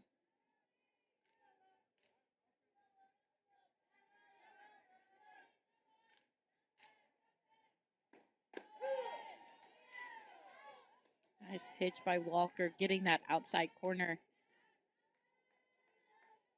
Cassidy Pickery's proven both in the fall and the spring that she can hit both sides of the plate really well. So Walker's a great matchup for her because she's able to hit both sides and move the ball around. Pickering hit it well. Hodge to third. Sooners at the corners. Cassidy Pickering might be in the running for National Freshman of the Week right now. Simply locked in to begin her career.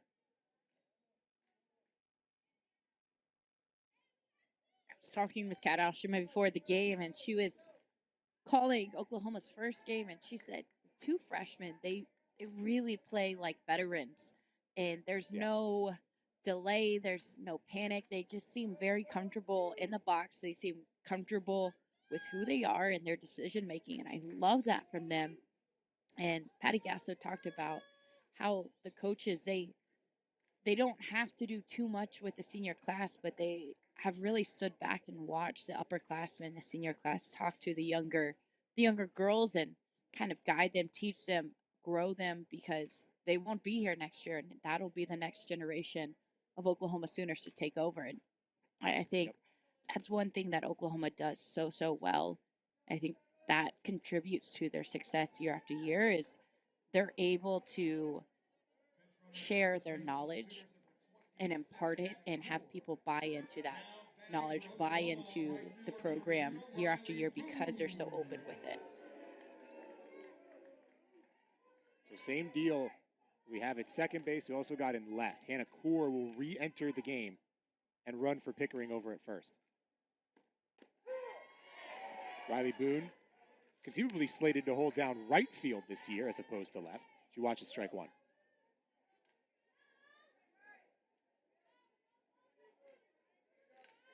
And of course, scooted over to second. She said, I'll take that. Thank you. Thank you.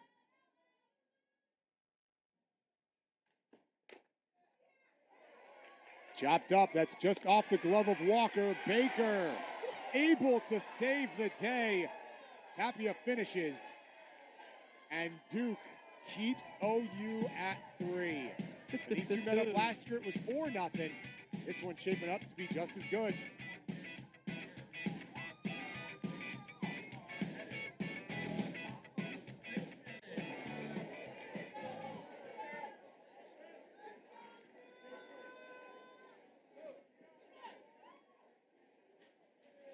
Be sure to log into your social media accounts and join the conversation about your team here at the PV College Challenge. Give the fans back home a real-time perspective about the game. Use the hashtag PV College Challenge for all the latest tournament news, notes, photos, and information. Be sure to follow the Porch of Iowa College Challenge on Facebook and Twitter.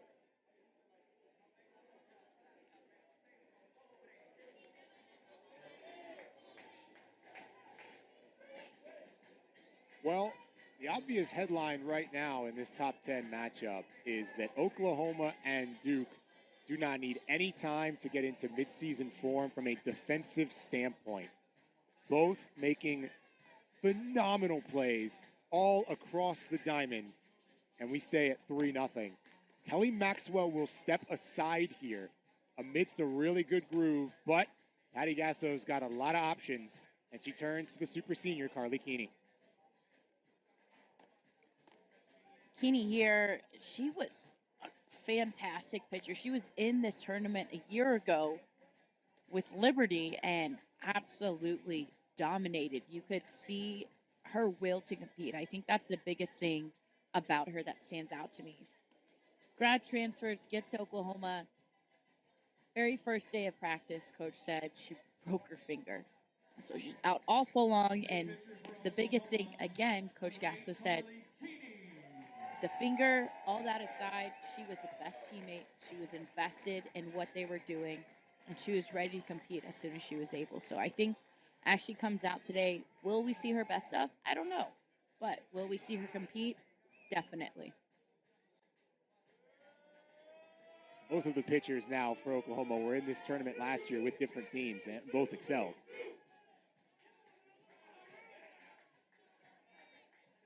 Keeney's first game of the year with Liberty last year was against Oklahoma.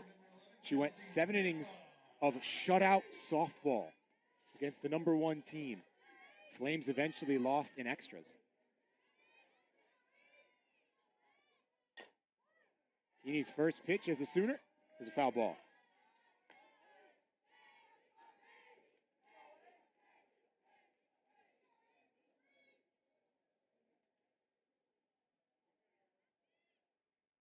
And for Carly Keeney, her performances here in Puerto Vallarta do really call into stark contrast exactly what's possible here.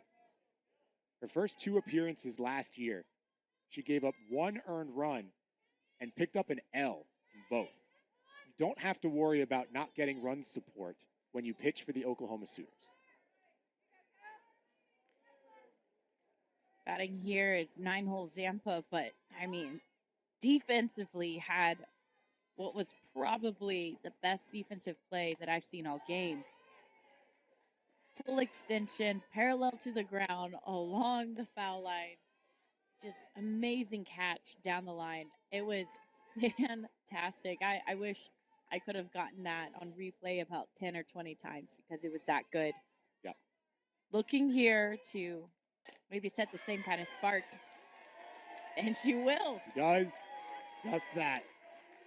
Kelsey Zampa has battled her way into this starting lineup for Duke, and she has no intention of leaving it now that she's here.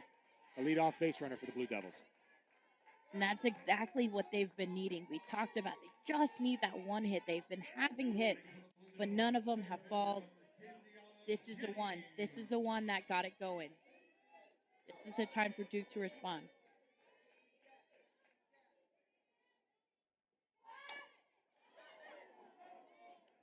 Yana Jennings began this game with a single. There she looks for one of the bunt variety. Almost like clockwork, we've seen Duke, every time they get a runner on first, within the first 1 or 2 pitches, you see that sac bunt. They really want to get that runner in scoring position. This really is the battle of triumphant return from injury. Deanna Jennings broke her arm after getting hit by a pitch against Stanford in the postseason. You already mentioned Carly Keeney working on the broken finger. Gritty and determined, these two right now. And while I would never wish injury upon anybody, those who have gone through injury as a college athlete, there's so much that you learn when you're almost forced to be out of that playing. You're forced to be out of that perspective. And I think it makes you wiser to the game. It gives you a better understanding. So both of them, as they're coming into this year, there's a lot of knowledge that they're going to be carrying that they didn't have at the end of the season last year. And I think that's only going to help them thrive. It's only going to help them be a better teammate, but also make faster adjustments because they have that knowledge now.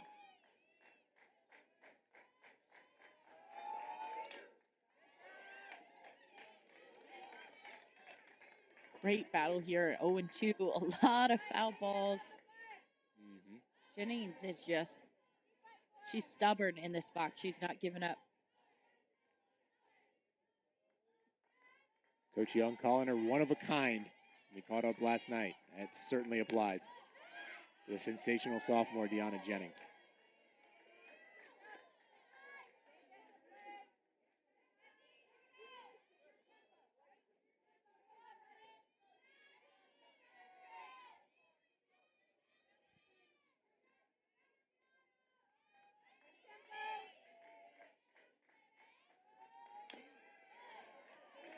And right now, she is spoiling Keeney's debut. I was just about to say, I am loving this at bat by Jennings. She is battling back and forth, back and forth. She's one of those slappers that she can just touch it if she doesn't want it. Just foul it off, foul it off. And as a pitcher, that's so frustrating. You just either want her to hit it or swing already. Not that time. That's a cool piece of work behind the plate, too.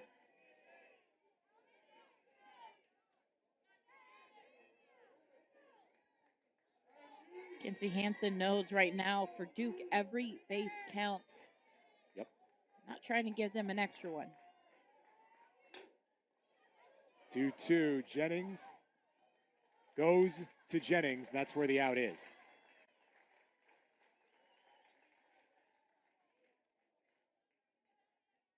But what a great battle there from Jennings. Yeah, she got that ball hit to Jennings at shortstop. I kind of got tripped up because it's the same last name, but the battle to be able to foul off that many balls in a row, to stay in, to fight, and eventually get that ball in play.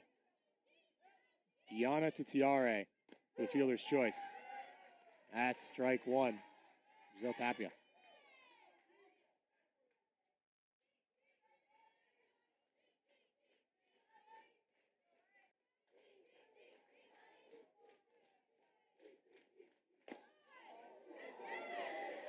Diana staying put at first for now.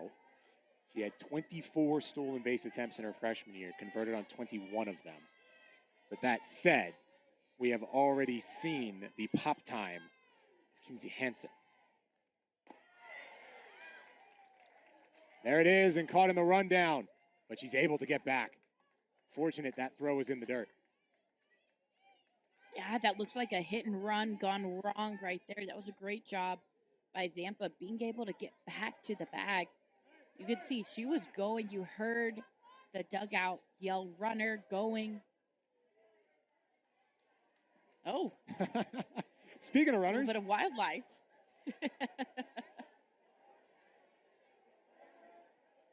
little bit of chatter. Everybody loves the sun. Look at the speed, the acceleration. Kind of impressed. Keeney was just standing there. He wanted the softball. He was ready to get inside the circle and start dealing.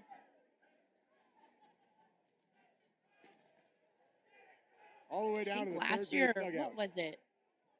We saw a dog last year. It was a dog, right? Yeah. A giant lizard. I don't know. Is that an iguana? I'm not very caught up on the lizard species there, but we're seeing all the animal wildlife here. No doubt. Look more lizardy than iguana-y to me, though it is always tough to tell. It looks big. The iguanas want the sun. It did look big. It did look big. Iguanas want the sun. Once it gets chilly, those iguanas will almost literally die. People see them fall out of trees, and then they wind up coming back to life when it gets warm. There's your Florida Man fact of the day. As the reptilian has been corralled. Maybe I am half lizard. I kind of feel like I go die a little bit in the fall and come back to life in the spring. Yeah, no doubt. This time of year is definitely a breath of fresh air for all of us. Everyone's got a little reptile in them, that's for sure. Doesn't hurt that softball season starts back up as it's starting to get warm again. That's certainly a big part of it. Yeah. All right, following the running of the lizard, a 1-2 count to Giselle Tapia. That one squirts away, and Tapia just swats it away. All kinds of chaos happening here. Opening weekend will lead to things mysterious and weird.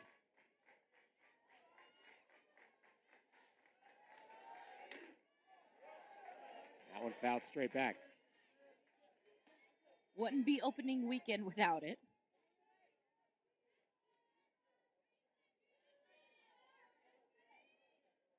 Talking about another battle here at the plate. Seen a lot of pitches, a brief intermission by a lizard running through the field, but to be able to have that break and then come back in immediately, lock back in, that's big. Woo! Speaking of being locked in, Oklahoma turns 2.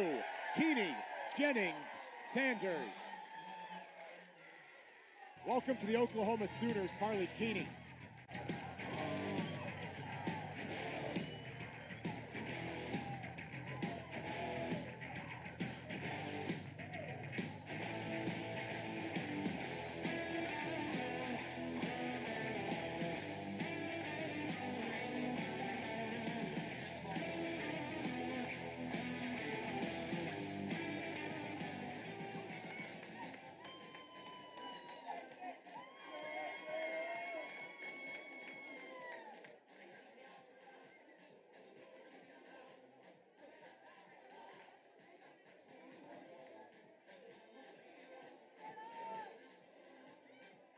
remarkable as the defense has been in this game, we haven't seen much in the way of double plays until now.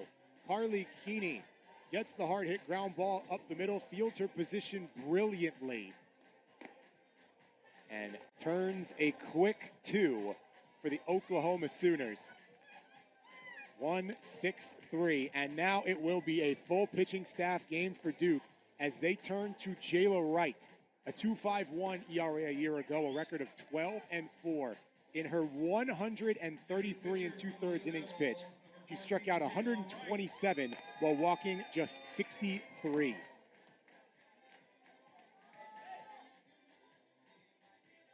And I like that this staff has all been able to get in on this game, the experience, the confidence that they get after throwing to the #1 team in the nation. You don't get those opportunities very often, and so for them to be able to face these caliber hitters this early in the season only sets them up and prepares them for what's to come. We all know that ACC has been, over the years, an extremely competitive conference. You have some of the best programs in the country. Seems like out of nowhere. I mean, Duke, a fairly new program. Clemson, a fairly new program.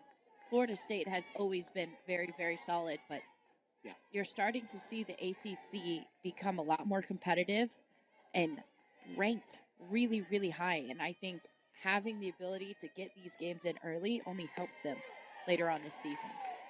It really is a tremendous message to any school that does not have a softball program, especially in the Southeast. If you get the right pieces in place, and it's easier said than done, but what Duke and Clemson have done in such a short time is unbelievably impressive. And now, especially with the Pac-12 going the way of the Dodo in about a year, the opportunity to be the third best league in America is wide open, and the ACC is certainly poised to fill that gap.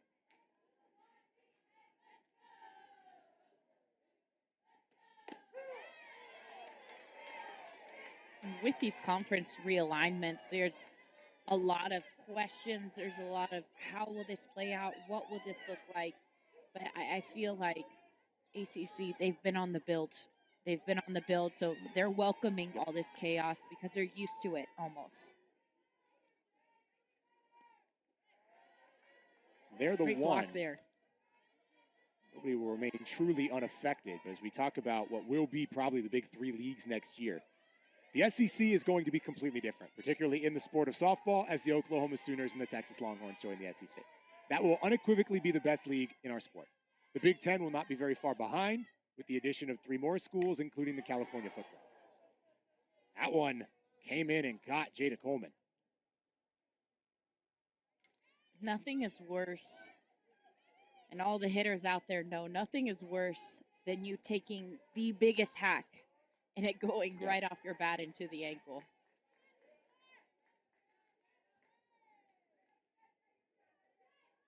Walk it off a little bit. Feel it out. Shake it out. Had that stinger in on the hands right at the start of the game. I know. She's all good. Tell you one thing. Wright's not afraid to go in to Jada Coleman right here.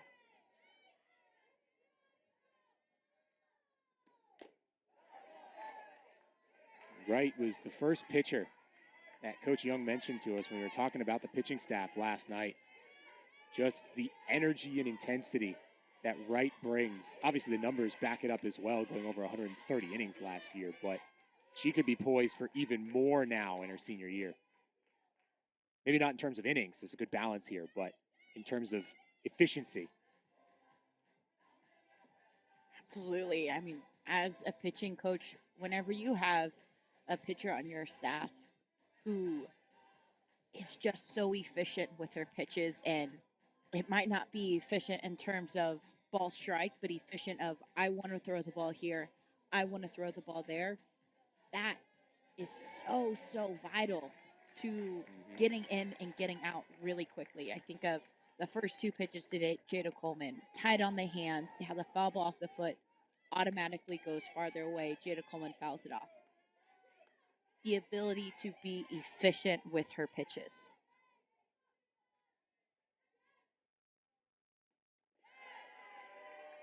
That was in the dirt.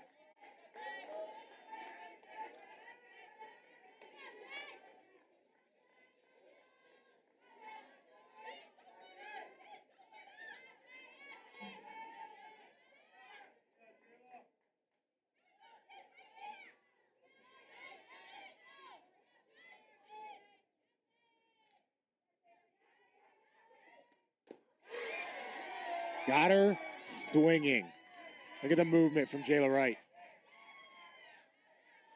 This one had Jada Coleman's ankles almost breaking on that pitch. Again, on that inside half, not afraid to go in on these lefties.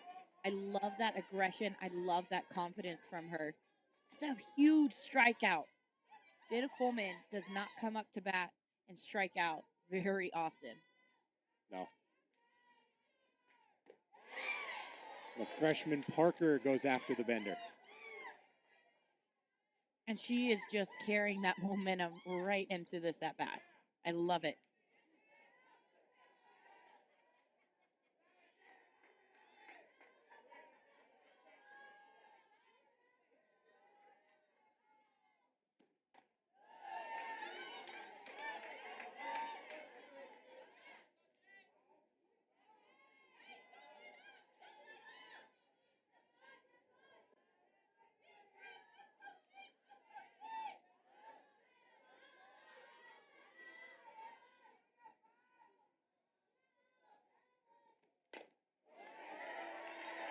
The dive, not quite enough this time. A professional at bat from Ella Parker. Finds that hole, sends it, looking for that down pitch. We talked about Oklahoma being able to not just hit the ball hard, but hit it hard enough that it gets past these defenders. That's 5 miles an hour slower, probably doesn't break through that infield. Yep. Here's been the biggest thorn in the side of the Blue Devils today. Tiare Jennings over the top there. That thing fell off the table out of the hand of Wright. Her swing wasn't even close. That was a dropping changeup. That was beautiful the way it just fell off that table. And the deception too. There's no slowdown in her body as she's coming at her. Flare to right. Tiare Jennings, clinical.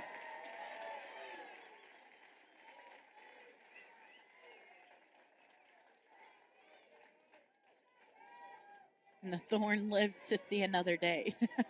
Yep. 6 times on base on the first day of the season. I like the way Wright has been attacking these hitters. But she's going to need to sharpen up those corners just a little bit because with Kinsey Hansen and only 1 out, runners on first and second, that's a dangerous situation here for Duke.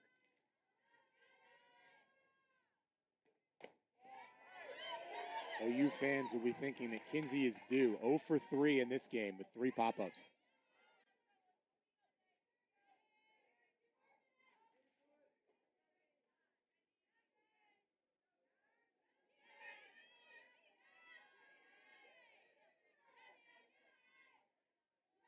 OU looking for some insurance here in bot 6. Another pop, and that one just stays in the yard. Throw down. Absolute perfection from Torres. High awareness. The Blue Devils turn 2. The magic number is 3 as we go to the 7th.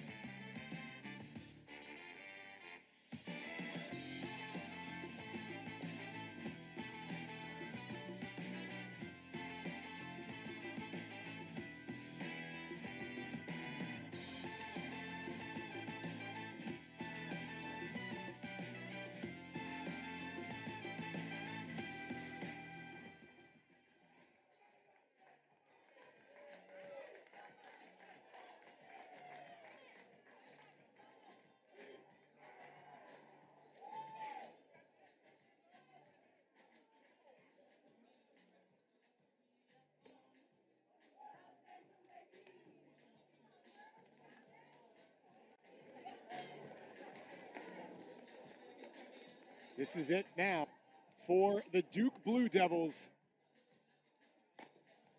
Now or never. They need 3 runs. Silver lining for the visitors on the scoreboard. They will have the heart of their order to bear. It's Gold, Davidson, and Vega scheduled to go against Carly Keeney for the first time. Just like that, you're wondering, where'd the time go? How are we already in the top of the 7th? Sometimes as a team, whenever you're playing and you're in it, it's hard because the games get away from you a little bit. But I think for Duke, they're a team, you can't count them out until the last out is there. And 3 runs, I mean, that's not a huge lead for Oklahoma. That's very, very doable for Duke. Couple swings, couple hard hits. So the ability to stay locked in this last inning, get these runs across, the time is now. Yep. Here in PV, we call it the Kelly Maxwell effect. She went 12 up, 12 down. That shortens the time of the game considerably. We have seen it here. Right now, it's her team in line for the win as Keeney looks to close the door.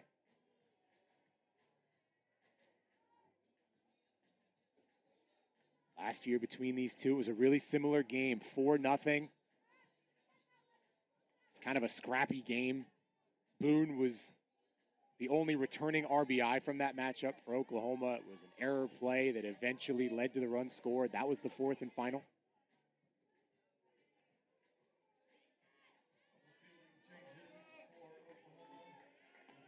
But, I mean, I think, again, at the end of the day, the ability to be in this game, compete, hold each other, battle back and forth. Because, yes, Kelly Maxwell was so efficient. But I got to give props to Walker. She came in and she shut Oklahoma down. Yep. And that's what you want to see. We were talking about pitching staffs. That's what you want to see from your pitching staff is you bring somebody in for relief, they've got it. Yep.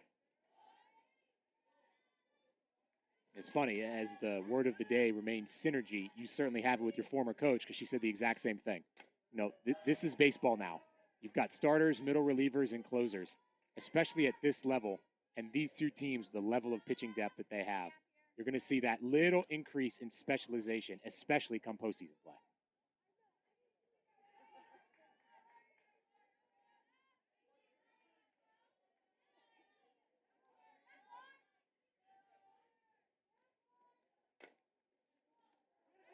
Bird chops it up. Brito on the backhand across the diamond. Brito made that one look easy. That's a hard play. A short hopper to the backhand. She's able to stay down. I think that's one of her biggest strengths over there at third is the ability to take funky hops and be able to stay behind it, not trying to rush the throw too often. That hot corner has been scorching in this one, and Brito's been up to every single task put in front of her.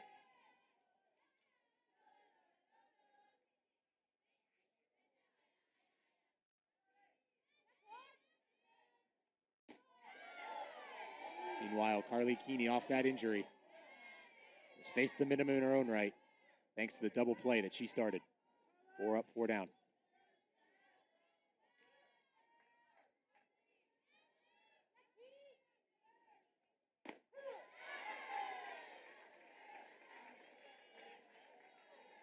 Good pitch there. Davidson, she's had a couple of hits herself that have been hard, but just gone nowhere. I think one of them was out in that left center area. That was a hard hit. So for her, it's just trying to stay in that same zone, trying to lock in. Davidson has had a ton of momentum coming out of the fall. She's using it right now.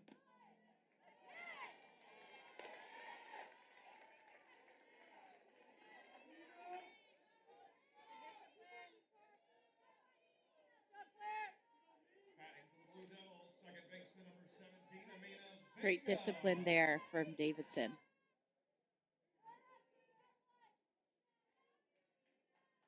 5-pitch walk. First one that Keeney's issued. It'll be up to the preseason All-American, Amina Vega. Big hack.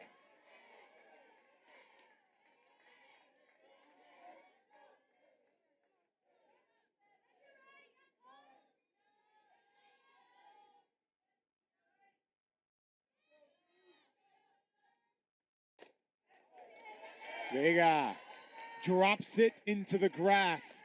The Blue Devils are not done yet. The tying run in Kelly Torres comes to the plate. And that's all it is. It's passing the bat right there. I love to see it. And those were hits that weren't necessarily dropping earlier on in the game. Yep. That's a great point. Duke felt due. They've gotten it right now.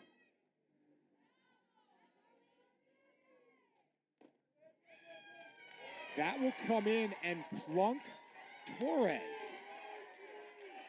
Wow, what a turn. Just like that, Duke is back in it, and that's what we were talking about at the beginning of this inning.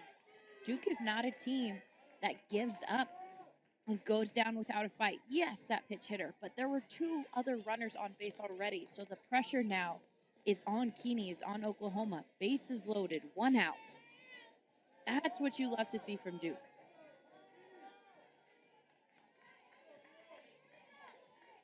On the flip side, if you're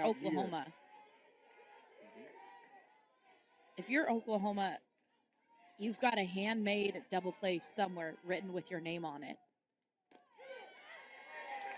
Force at any base. Frelick watches strike 1.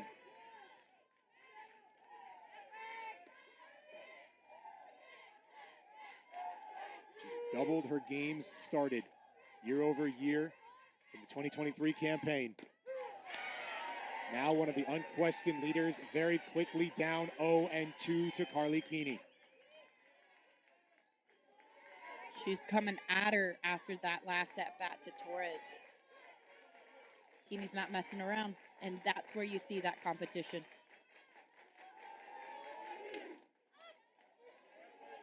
High and tight. That is a great protection swing.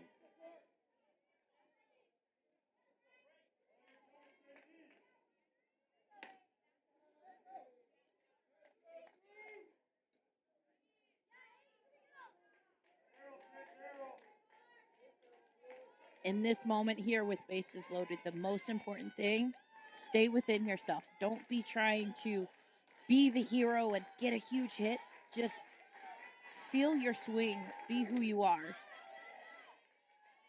Lift it up and reel out of that play. Zone in a little bit. Yep. Seen Frelick swing at 2. First one, almost at her helmet. Fouled that one off. The next one, little bit higher. Would love to see her take a deep breath here. All the pitches, the balls being exchanged. Take a deep breath, reset. She's battling here with 0-2. I love that fight from her, but just zone down just a tad. Yeah, right now, if you're Keeney, there is no reason to put one in the strike zone.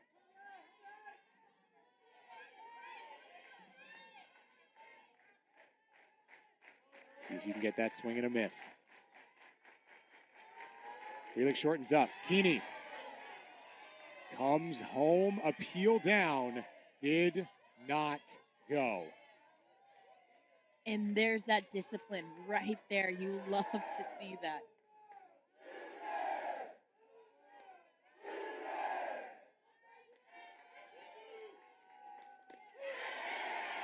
That one's good. Keeney's first OU strikeout comes in the 7th with the bases loaded.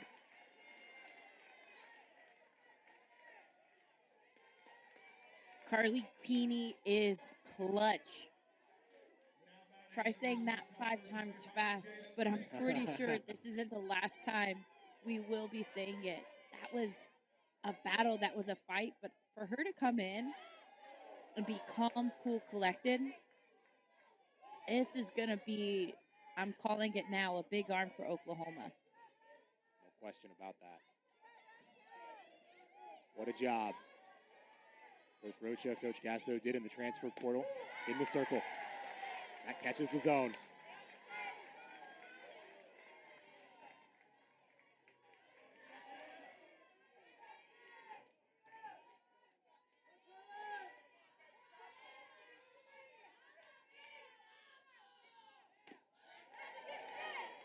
Keeney not even at 100% just yet. Working her way back from that finger injury.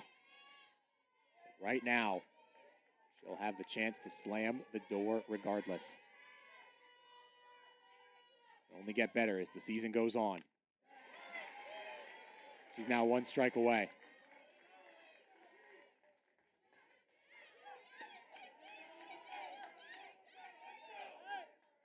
And what a moment for her to be the one in the circle right now. After having to sit out all fall long and to be able to be in this position to get this last strike, to get this last out, to get the first win for Oklahoma. Huge, huge moment for her.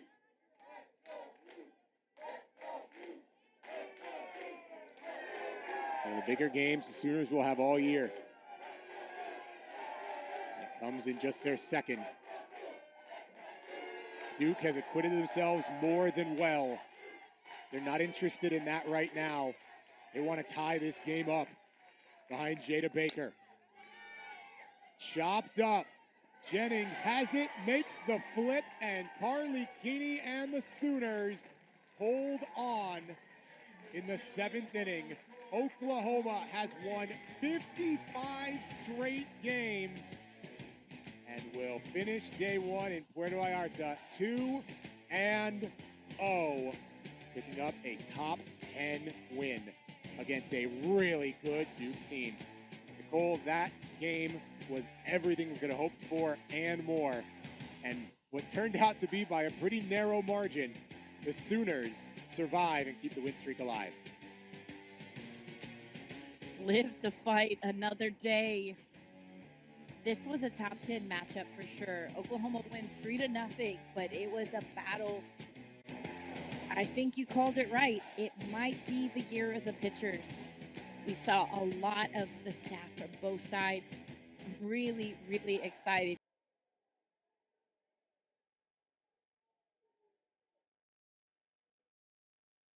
He said, oh, I think Tyler